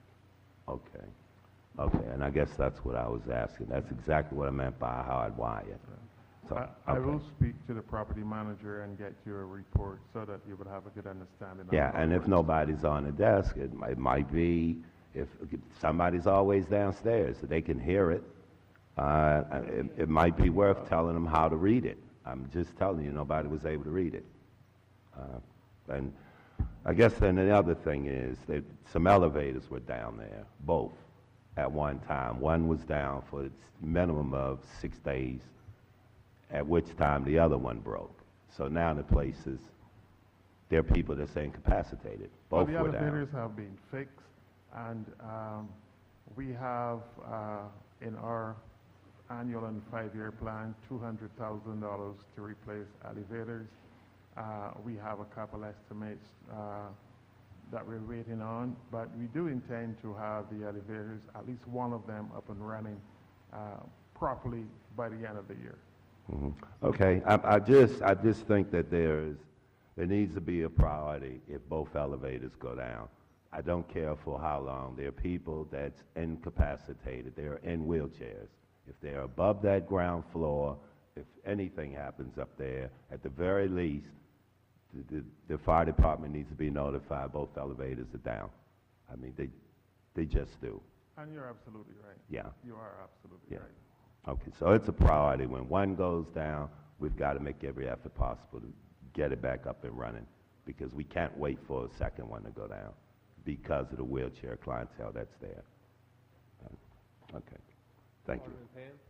Thank you, Mr. Mayor. Mr. Walton, we've heard about the security in Newtown and Woodside Gardens. What about the other communities? Is there any timetable to get this type of thing in at Eastport Terrace, Robinwood, the other places? We would really love to be able to cover all the communities. We are looking at it. Right now, our primary focus is to curb the problems at Newtown 20 and Robinwood. But yes, we are very mindful of what is going on here at Eastport and Harbor House. What about Harbor House? I mean, as we've met, there's another shooting there. That's what I said, Nobody's yeah. hit apparently, Yeah. but thank goodness. We will be looking at it. You know, we are revisiting our budget and to see which line item we can shift around some funds. But yes, we are very much aware of the seriousness at Harbor House and Eastport Terrace. Thank you. Alderman Arnett? Thank you, Mr. Mayor. Another issue that came up at our August 22nd meeting, and I call the big meeting, and this is something for the council to be involved in, was it was my understanding when we approved the purchase of the security cameras that there was going to be a sharing of information with the Housing Authority, including establishing monitors in Mr. Brown's office, so he could be seeing real time the same thing APD was. There is apparently some kind of a training issue. People need to be trained to monitor and also to protect the integrity of the information. But am I wrong that that when we made that commitment, we made a commitment to share the information with monitors at the Housing Authority? And I think that's an important step in improving the security. I believe, Mr. Brown, that was your understanding, that we were going to be doing that, which again is part of the partnership. And it doesn't seem that we're doing that. I'll let Captain Williams send a follow-up email to everybody on that. But my understanding was that the city had purchased cameras and HAC had purchased cameras as well, and that it would feed into a central system for the Annapolis Police Department to look at. I don't recall, and it may have been the case, that the city cameras would go directly to HACA. I think they had some concern over the network security and other things if all of the city information was on somebody else's server. Nothing against you, just in the IT world, sharing that information. But Captain Williams, if you could send everyone a follow-up email on that for some clarity. Appreciate that. I think it's an important partnership. Yeah. And goes a long ways to sharing information, which I think is essential. We shouldn't have it withheld from the very community that's being monitored. Again, I think all of those things we can do together. And that is certainly something within our purview to come up with monies. I would love to come up with the money to have the security 24/7 in all the communities. I guess I'll leave it to you, Chairman Chapman. Give us the total of what that would be, or Mr. Walton, whatever. It may be that we can find grant monies. Kevin Simmons on our fire department is a wizard at coming up with monies, and so maybe we can find some money to help support that. But it's clear that it's effective in the communities that's already been tried in. And so I think it's good to cast a broad net. Alderwoman Lason? Yes. Well, first of all, a follow-up question. Did I hear you say that it's $4,000 a week that you're paying for? It's $4,000 a week for 2 officers, 12 hours per day, What 7 days a week. What are the hours? Or do they vary? The 12-hour shifts? Right now, they're working 11 until 11, but we could easily change that. If you see the need to go 12 till 12, whatever is needed. So right now, you know, the gauge is working it out. Yes, 11 a.m. to 11 p.m. Since it's the same company that's doing both Woodside and Newtown, That's correct. and Woodside has 24-hour security, That's correct. They have 24 hours presently. are you hoping that their security, and because folks have to go get through the Woodside community before they get to Newtown community, is going to, and you understand what I'm asking you with the limit of hours, limiting of hours? What was the question? Woodside has 24-hour security. That's Newtown correct. has 12-hour security. That's correct. bad guys have to go through Woodside to get to Newtown. That's So you're hoping that the Woodside guys will cover you on those other 12 hours? Absolutely. Never mind. Do you do like fire drills and stuff? For especially in Morris Blum, for example, where you have handicapped residents, so that if there is a fire or some incident, they know where to go so that someone will meet them. I mean, in the school system with young people who had, handicaps, they knew which stairwell to go to so that, they could be met and carried out of the building. Do you do any kind of? That's a very good question. I'll pass that on to the chair. Yes, Okay. quite often. Okay. And not only do we have fire drills, but Chief Simmons, did I say it right this time? Chief Simmons have been over, and they do at least one a year for us. Mm-hmm. But the fire alarms there, whether purposely or not, go off quite often. So people really know what to do. Now, whether they do it or not, that's a different thing. But as of right now, we do have 2 people on each floor because the apartments run on 2 sides on each floor. We have 2 people who, when the alarm go off, they contact, or the desk will contact those 2 people to let them know whether it's a real fire or not, because one of the things that happen quite often is people will pull the alarm when it's not a real emergency.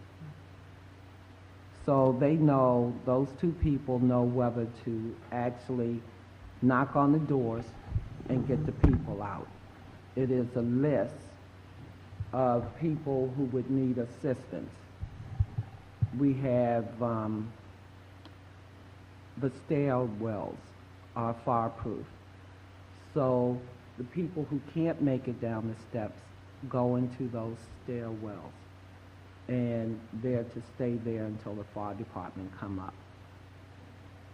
So that's what the system is. And the now. fire department knows where to go to get them. Yeah, and the fire department also have a list. It's a key lock that's at the back door. And they can open that up, and inside of there is a list of all of the handicapped people. Okay. Thank you. Thank you. If I could get back to the placing of the security that we do have right now. I guess I'm a little bit nonplussed by having some pretty major security in Woodside Garden and Newtown 20, and I'm not saying take it away. I'm not objecting to it in any way, shape, or form. But most of what, or at least the majority of what I read about and what I'm told about as a member of this council, seems to revolve around shootings that are occurring at Harbor House or other, perhaps Eastport Terrace. They're right together, right? Separate communities, but talk about them almost interchangeably because they border on one another. I don't get it. I mean, that's where there've been shootings. There've been shootings, unfortunately, all over. But I mean, even tonight during this meeting, there was a call for 6 or 8 shots fired, out of the Harbor House area. Why don't we have that security there initially? That appears to me to be the worst place in terms of violence, gun violence at least. Well, we signed this contract only last week, and I have to take a resolution to the board before I can extend any further. That resolution goes to the board next week. Once it's approved, we could look at employing some security at the Eastport and Harbor House as well. So don't misunderstand. Keep up the good work. I understand. where I the stuff is. understand.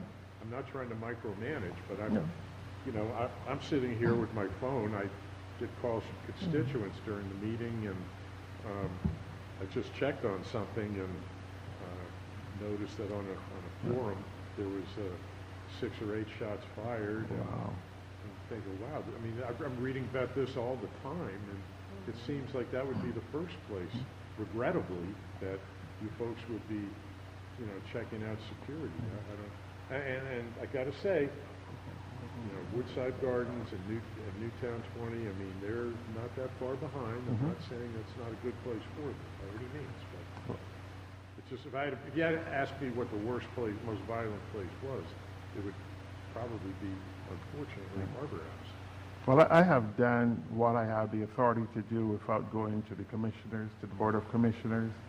And as I said, I'm taking a resolution next week, and my chair gave me the assurance that it will pretty much pass. So once I get that approval, I can then look, you know, at how we distribute the security. Well, I'm very glad we have what we have, and I'm not saying it's inappropriate. It's a start. Seem to be missing something, that's all. Thank you. Can I add that we've had more gunfire in Harbor House and Eastport, but we've had a couple of murders in 20, and that helped to make the decision as to where to start.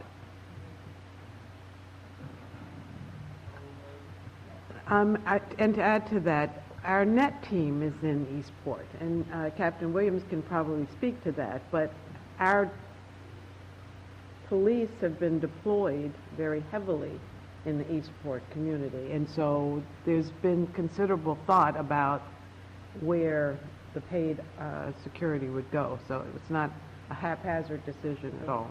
And also, last month at our board meeting, we had a very crowded board meeting last month. And it was quite a few residents from Newtown. We did not want to go another month without at least addressing some of the concerns. When you have a mother that stands up in the meeting and says she had to send her son out of the neighborhood to another neighborhood because she was afraid of the violence that was said to come to him, and she sent him to another neighborhood, and these guys took a cab and went to that neighborhood and still abused that young man.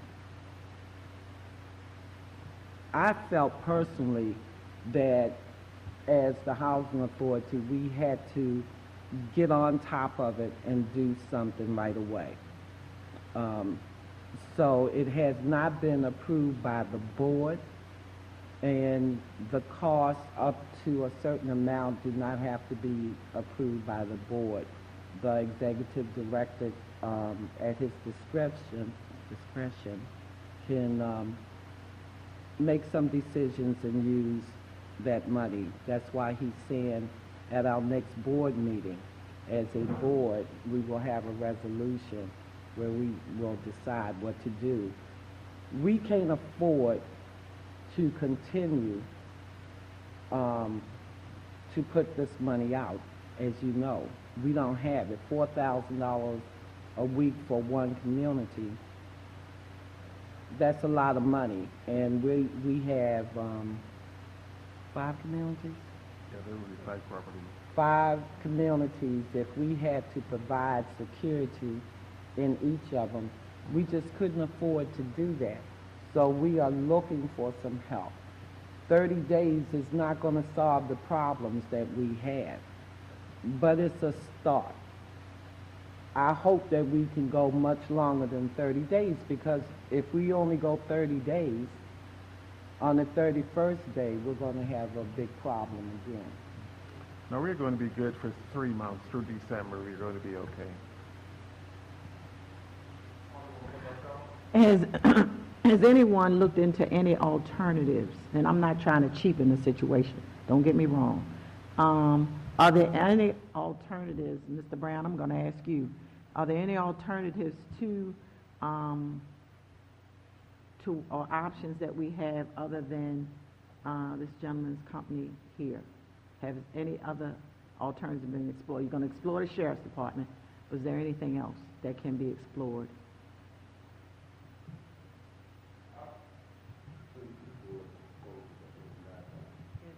Can't hear you. I presented to the board a proposal that I thought was the proposal, but they've chosen not to act on it at this time. Anybody want to elaborate on that? I will. Again, we could not afford it. I think it came out to like $300,000 for the year. That's not including the liability. We also talked to the police department about how they felt about this proposal and Hacker having their own police department. They did not agree with it either. So it wasn't feasible for us to do it. Had you considered maybe piloting the program, doing it for maybe, like you're doing this one for 3 months, possibly doing that one for 3 months, or it's just, it's not feasible at all? You want to answer that, Richard? Yes. It is something that we will look at. I'm not going to take any options off the table because we have to provide security all year round.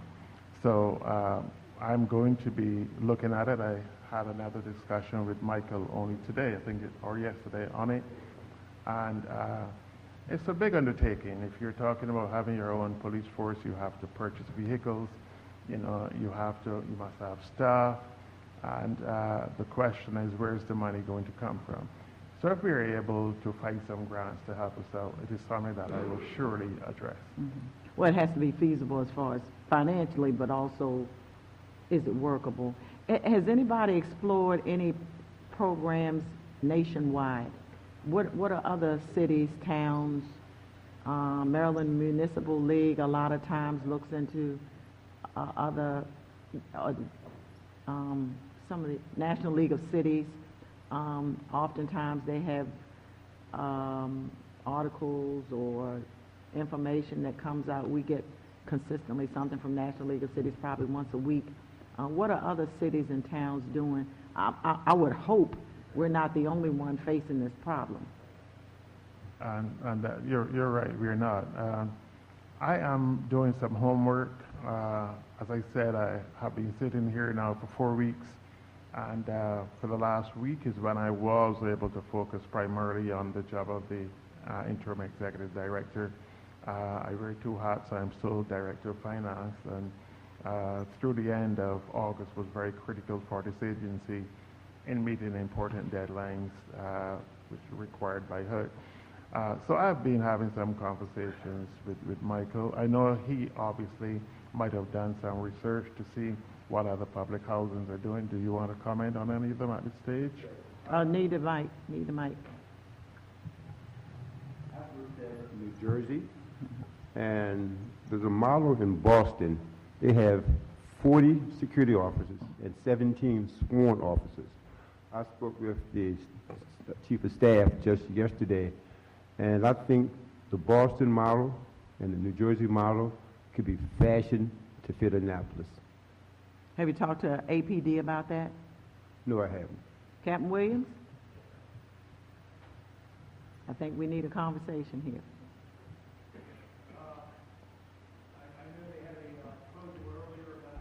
You can come up Can you to the come mic, to the sir. microphone, please? Thank you.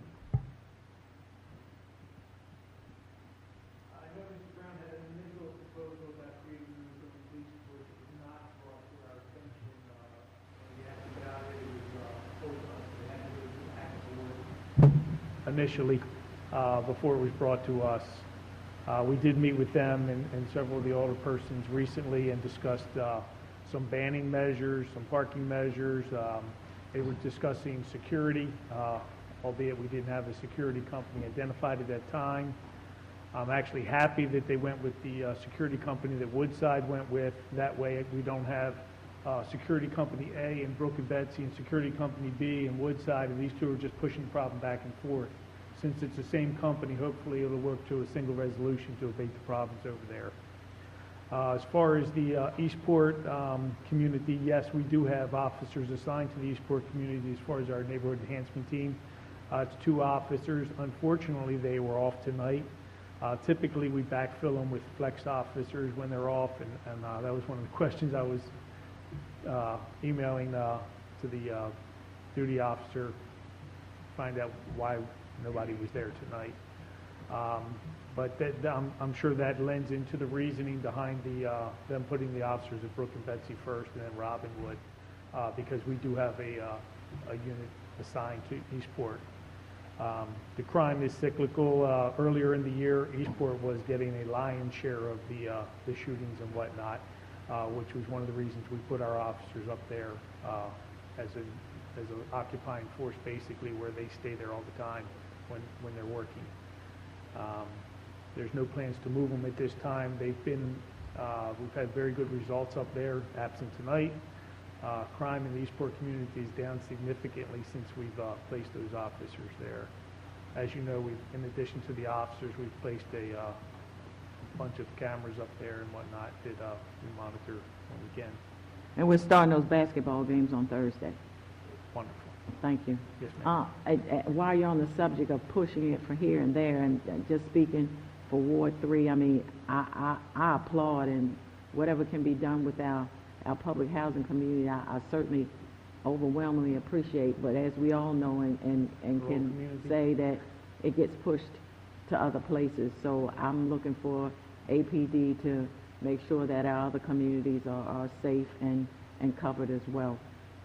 But let's have the conversation between the Hacker Board, the executive team, be it Mr. Walden, Mr. Brown, as well as APD. I think that needs to happen sooner rather than later, and come up with another strategy. This is great, but as we all know, it's very expensive.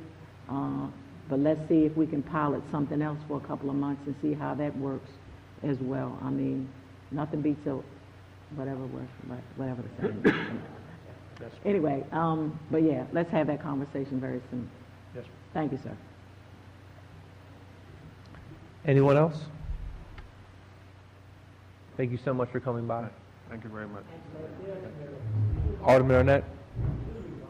That this is really one of the longest dialogues we've had to date, and I think that's a sign of progress. So thank you for waiting so long to come up and then spending so much time with us.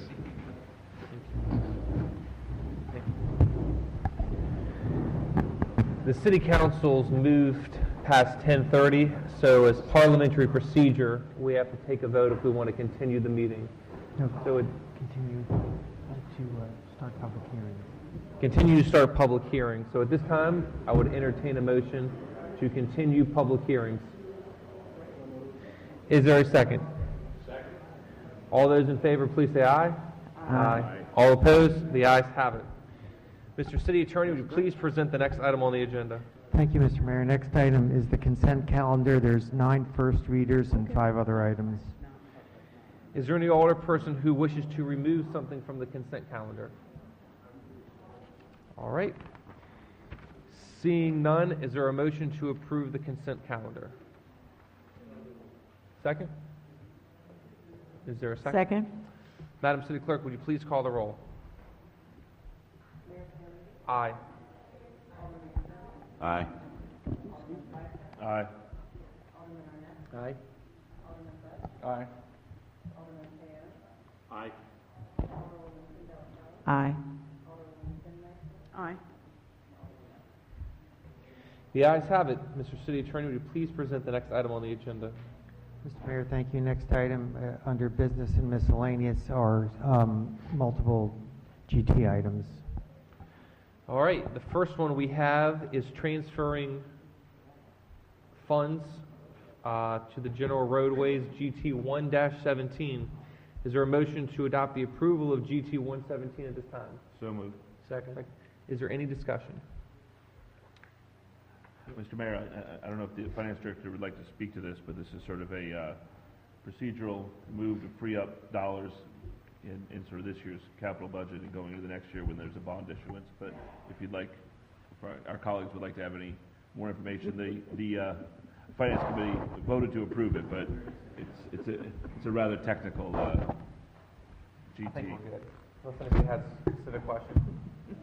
Nope. All right, great.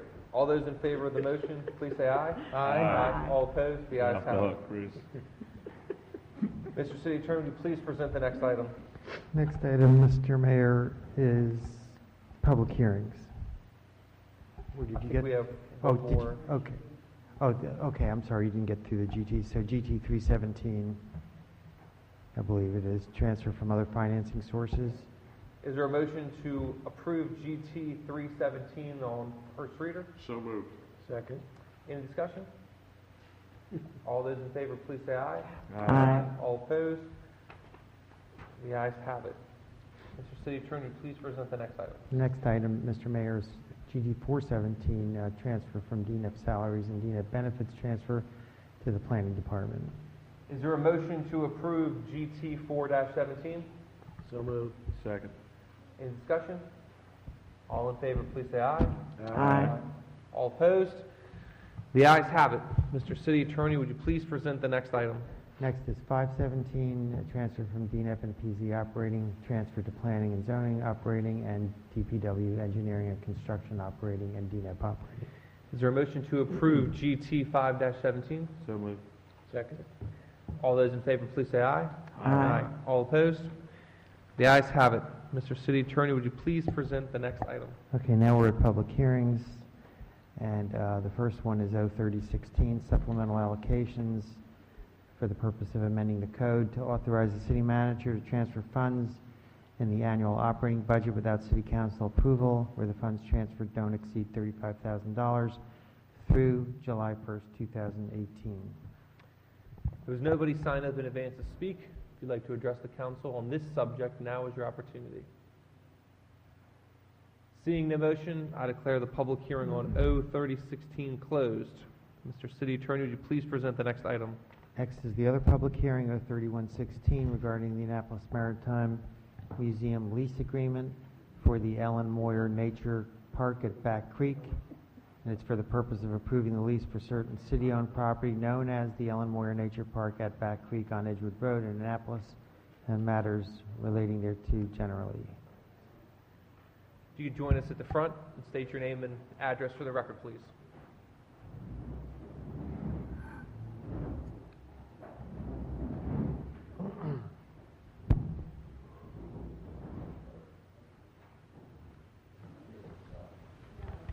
No, it's not on.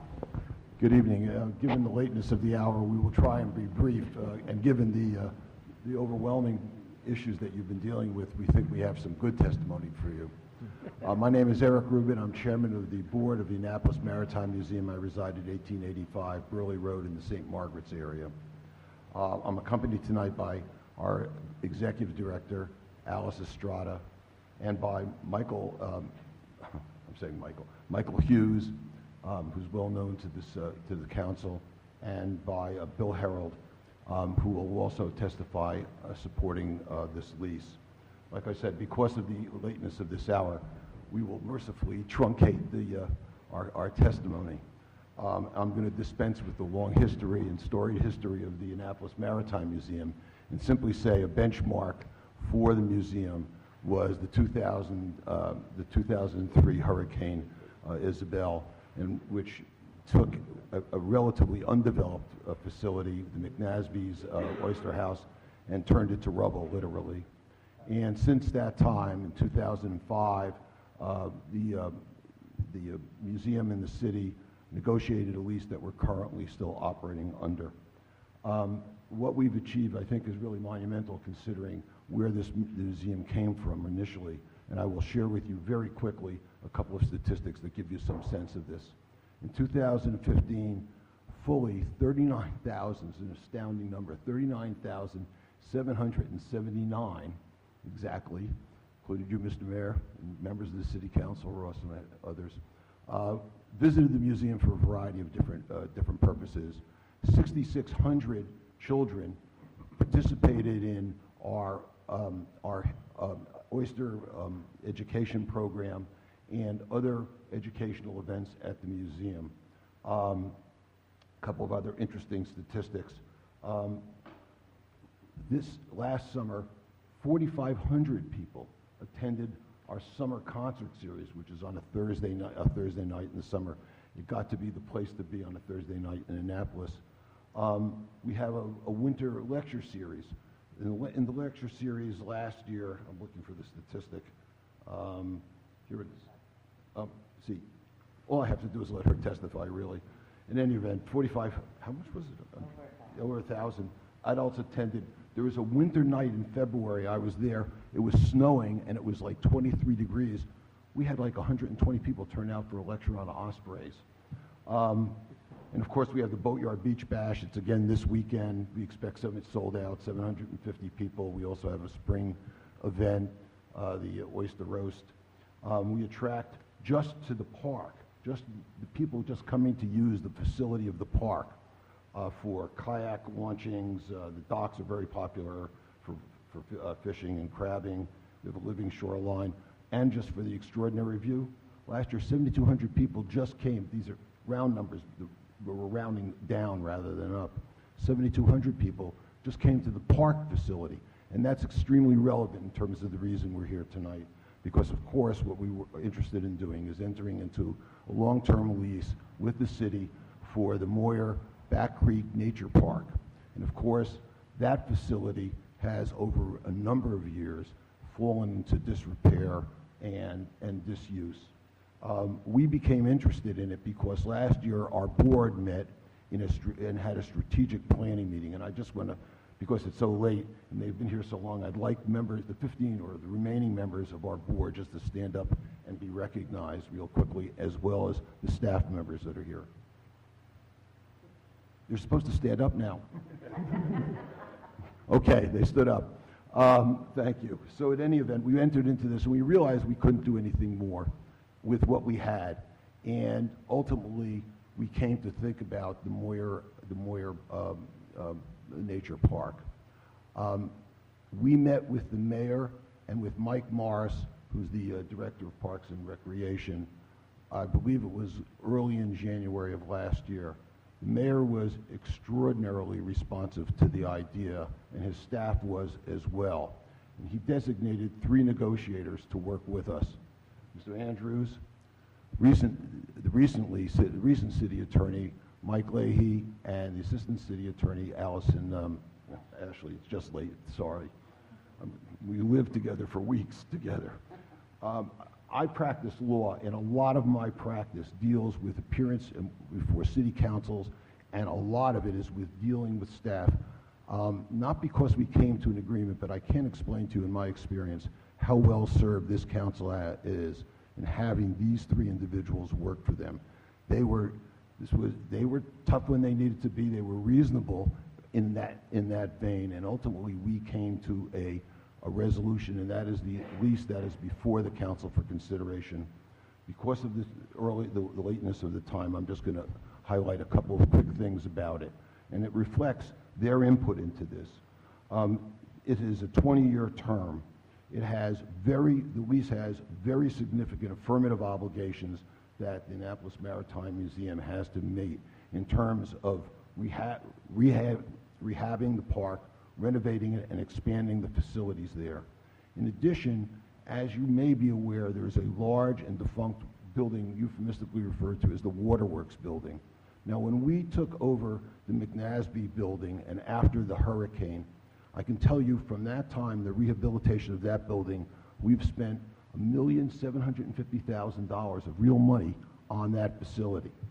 For the Waterworks facility, the lease requires us over a period of time to rehab that building if it's at all feasible. The minimum that the negotiators set was a minimum expenditure of between $250,000 and $500,000 for that facility. I will tell you, we think it'll cost us $1 million.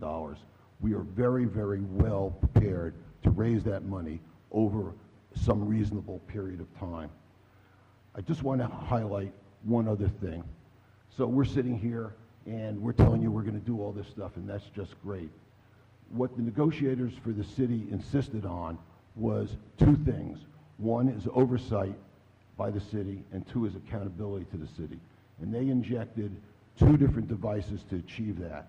One is annually, at least annually, we have to submit a written report to the mayor, the council, and the city manager that reviews the progress of meeting the goals and responsibilities that are actually set forth and detailed in the lease. And in terms of accountability, it requires at least at a minimum, one annual meeting with the city manager, city attorney, and the director of recreation to establish annual and multi-year advisory goals. That's, in a nutshell, what this is about. We certainly hope that you'll support this museum and will support our extension into this really defunct area of the city. I'm now going to turn it over to Alice, who will describe to you what we plan to really do here. Thank you. Mayor and Council, so you know, we have been in conversations for 9 months or so about the acquisition of the park, and we have done a lot in the due diligence. We've paid for studies to assess the environmental condition of the property as well as a building assessment. We've brought several of our partners over there to collaborate and get their consulting advice, and that includes Anne Arundel County Public Schools, NOAA, Maryland Department of Natural Resources, who are very good friends, the Oyster Recovery Partnership, as well as many other landscape architects and contractors. Everybody has reacted with the same amount of enthusiasm that we have, that the park has tremendous potential. We have shared with our membership and constituency that we're interested in the park. Surprisingly, most of them are not familiar with the park. And it's a shame. They really aren't, they're not sure where it is. I have to describe the location between the yacht yards. And that is a shame because it's a jewel. In 2007, evidently, the city was awarded close to $1 million from the Maryland Department of Environment to create a stormwater management classroom there at the park. And some very great interactive stations were developed, 19 in total, including a beaver dam, one of 2, the other one's in Euro Disney. Very cool stations to teach children about stormwater management, and adults for that matter. They were never used, unfortunately. There was never any money to make the programs happen. So they have languished in various states of decay. It's a great park. It's 12 acres. It has nature trails. It has a dinghy dock. It has this historically significant waterworks building, as Eric mentioned. So our intention is to, expand our education program, which is robust.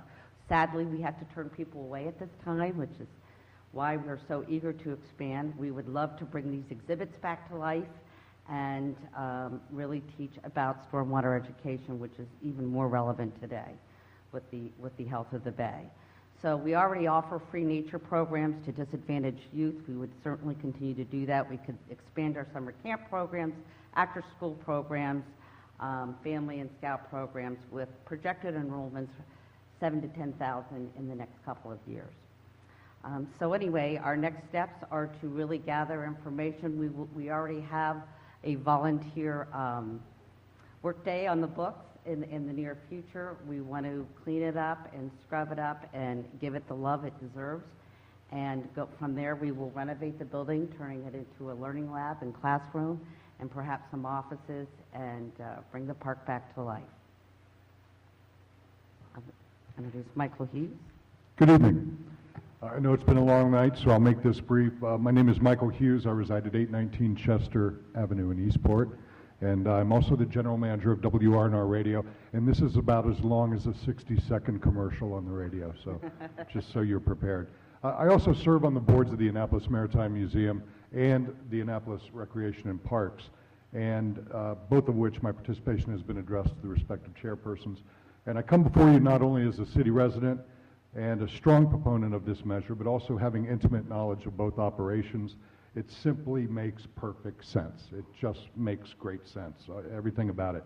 I certainly cannot speak for members of the Rec and Parks Board, but I will tell you when Director Morris brought this up at a recent meeting, it was met with enthusiasm and unanimous support of the advisory board, and I certainly was excited to see that.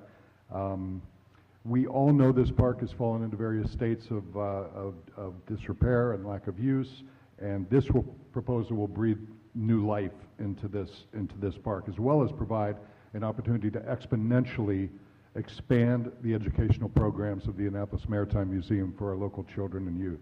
I strongly support this proposal and respectfully ask that you do also. Thank you so much for your time.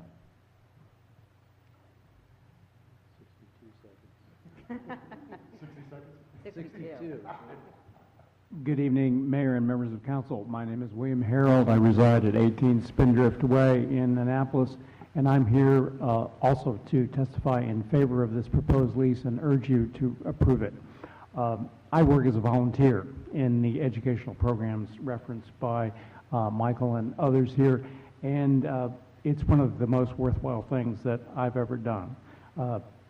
I work most often with middle school students. These are sixth graders of a challenging age, but sixth graders from Annapolis Middle School, from Bates Middle School, from Severn River Middle School, and from Fort Meade. And our goals are to connect these students with the Bay somehow. It is a common place for us to moan and groan about why is the Bay in such bad shape. And one of the easiest and most fundamental answers to that question is because it doesn't matter to people. It doesn't matter to people enough.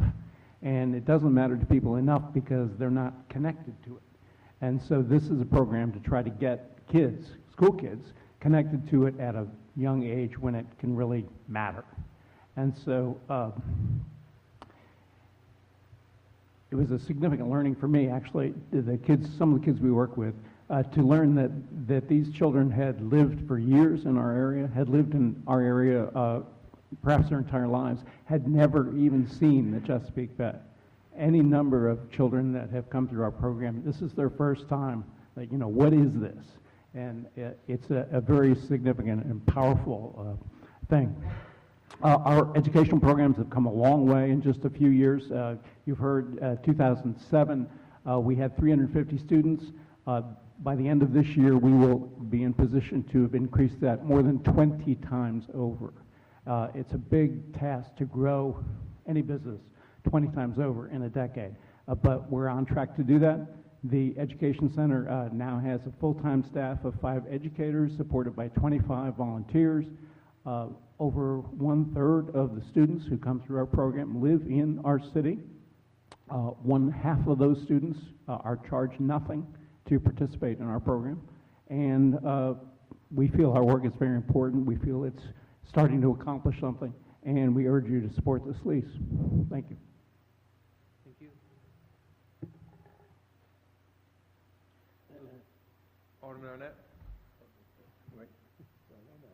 I do have 2 questions, though. Annapolis Community Boating and the archaeological collection that Dr. Leone has there. I think I've heard that both are taken care of, but I just wanted to hear about that. Right. Well, the lease is comprehensive, and one of the provisions in the lease requires us to enter into an agreement with Annapolis Community Boating. And there's a section in a plat that shows the area that they're supposed to occupy. In terms of the materials, the archaeological materials, they are supposed to be removed in due course. We're informed that they will be removed, and our obligations with respect to the Waterworks building are contingent and delayed as long as they're not removed. Right. Yeah. All right, thank you. It was removed? Oh, good. I know we were trying to find an alternative. Good, thank you very much. Thank you all. Steve Seista is also signed up to speak. If you want to come forward at this time. I guess he's not there. If anybody else would like to come forward, now is your opportunity.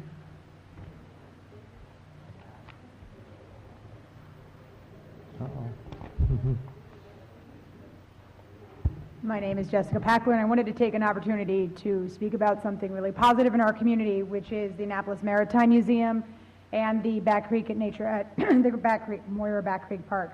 I am really excited about the museum's expansion. I am also excited about what Alderman Arnett brought up, that they are going to continue the relationship with, or continue to have a relationship with Annapolis Community Boating, which I think is a really important aspect of our city.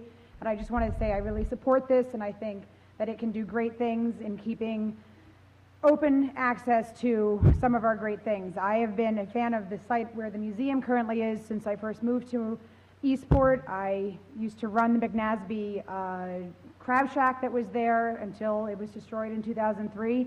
And I have watched the museum grow from very little to what it is today, and it is a great site. Obviously, I do Eastport Rock in there, and it brings a lot of people, and we all enjoy that site, and I know that they're going to be able to do the same types of things that they've done for that site for the Back Creek Park, and I'm really excited, so I urge you to support this.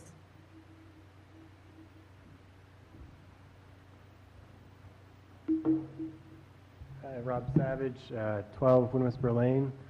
And so I'm not affiliated with the museum at all, but I do live very close to the museum. I often walk there with my son and my dog, exploring the park. And when I was an employee with the city, as a sustainability coordinator, I worked with the Maritime Museum to bring a group of kids to the facility, to the Stormwater Education Center. And it was such a great experience, a great facility that was installed there, and it's just a shame to see it not used at all. You know, when my son and I were walking around, if he was here, he could certainly tell you a lot of the problems, the lack of maintenance which they went through. You know, the trails are not maintained well at all. They're safety hazard in some areas. There's active erosion along the shoreline, which puts a lot of sediment into the creek. There are issues with the picnic tables. They're overgrown with vegetation. Can't even get to them. And then when you go to the water fountains, even some of the water fountains don't even work. And when you look at the education center, some of those concrete structures that you see sitting there, they're not being covered in the winter, and you're seeing cracks that are starting to form because the water's pooling in those structures. So the facility is just going downhill quickly. Sediment's washing all over the permeable pavers that are on the ground there. So there's definitely a lot that could be addressed. So I think this is a great idea. I think it could, you know, if they retrofit that building there, that'd be a huge asset to the community. I think if they can perform some of the maintenance that's needed, that'd be wonderful. And also just simply utilizing those facilities would be great. I do have one sort of caveat I'd like to throw out there. I just ask, and I hope that if this passes, that this isn't used in the future as a justification to reduce the Rec and Parks budget. Because, you know, first of all, these Rec and Parks jobs are very important, good jobs for minority and underserved communities in the city. But two, they need all of their money, the Rec and Parks Department, to do a lot of maintenance in other facilities in the city. You have Truxton Park, which also has a lot of erosion happening on the trails, bad maintenance there. You have the Waterworks Park, which has wonderful facilities, pavilions, trail network that also are not being utilized fully or maintained. So that's my only caveat. But that said, I think this would be a great opportunity, and again, great for the community, and I'll definitely be signing up for the Maritime Board's volunteer list. So thank you for your consideration. Thank you. Is there anyone else? Seeing no motion, I declare the public hearing on O3116 closed. Mr. City Attorney, would you please present the next item? Mr. Mayor, thank you. The next item and subsequent items were added to the agenda tonight. The first is Resolution R2616, which is for the purpose of establishing that a license for peddling, hawking, or to act as an itinerant merchant pursuant to Chapter 740 of the City Code is not required for the 6-year period from July 1st, 2016 through June 30th, 2022 for Chesapeake Marine Tours Incorporated in association with leases signed between the city and Chesapeake Marine Tours. Is there a motion to adopt R2616 on first reader? So moved. Second. Any discussion? All those in favor, please say aye. Aye. Mr. City Attorney, would you please present the next item? Next is Resolution R2716, which is for the purpose of authorizing sales by certain vendors in the city dock area of the Historic District during the fall 2016 U.S. sailboat and powerboat shows. Is there a motion to adopt R2716 on first reader? On readiness, Mr. Mayor, I'm sorry. What's But that? I don't see that. Where is this document? Oh, okay. On your it's on R2716 on first reader? So moved. Is there a second? All those in favor, please say aye. Aye. Mr. City Attorney, would you please present the next item? Next is another first reader, Resolution R2616, for the purpose of establishing that a license for peddlers, hawkers, and itinerant merchants pursuant to Chapter 740 of the City Code is not required from 2016 through 2019 for the U.S. Sailboat Show, U.S. Powerboat Show, and for Cruisers University in association with leases they have signed with the city. Is there a motion to adopt R2816 on first reader? So moved. Second. All those in favor, please say aye. Aye. All opposed? The ayes have it. Is there anything else for the good of the order? Seeing none, I entertain a motion to adjourn. Mr. Mayor, I move that we adjourn. Is there a second? All in favor, please say aye. Aye. All opposed? Meeting adjourned. Thank you very much.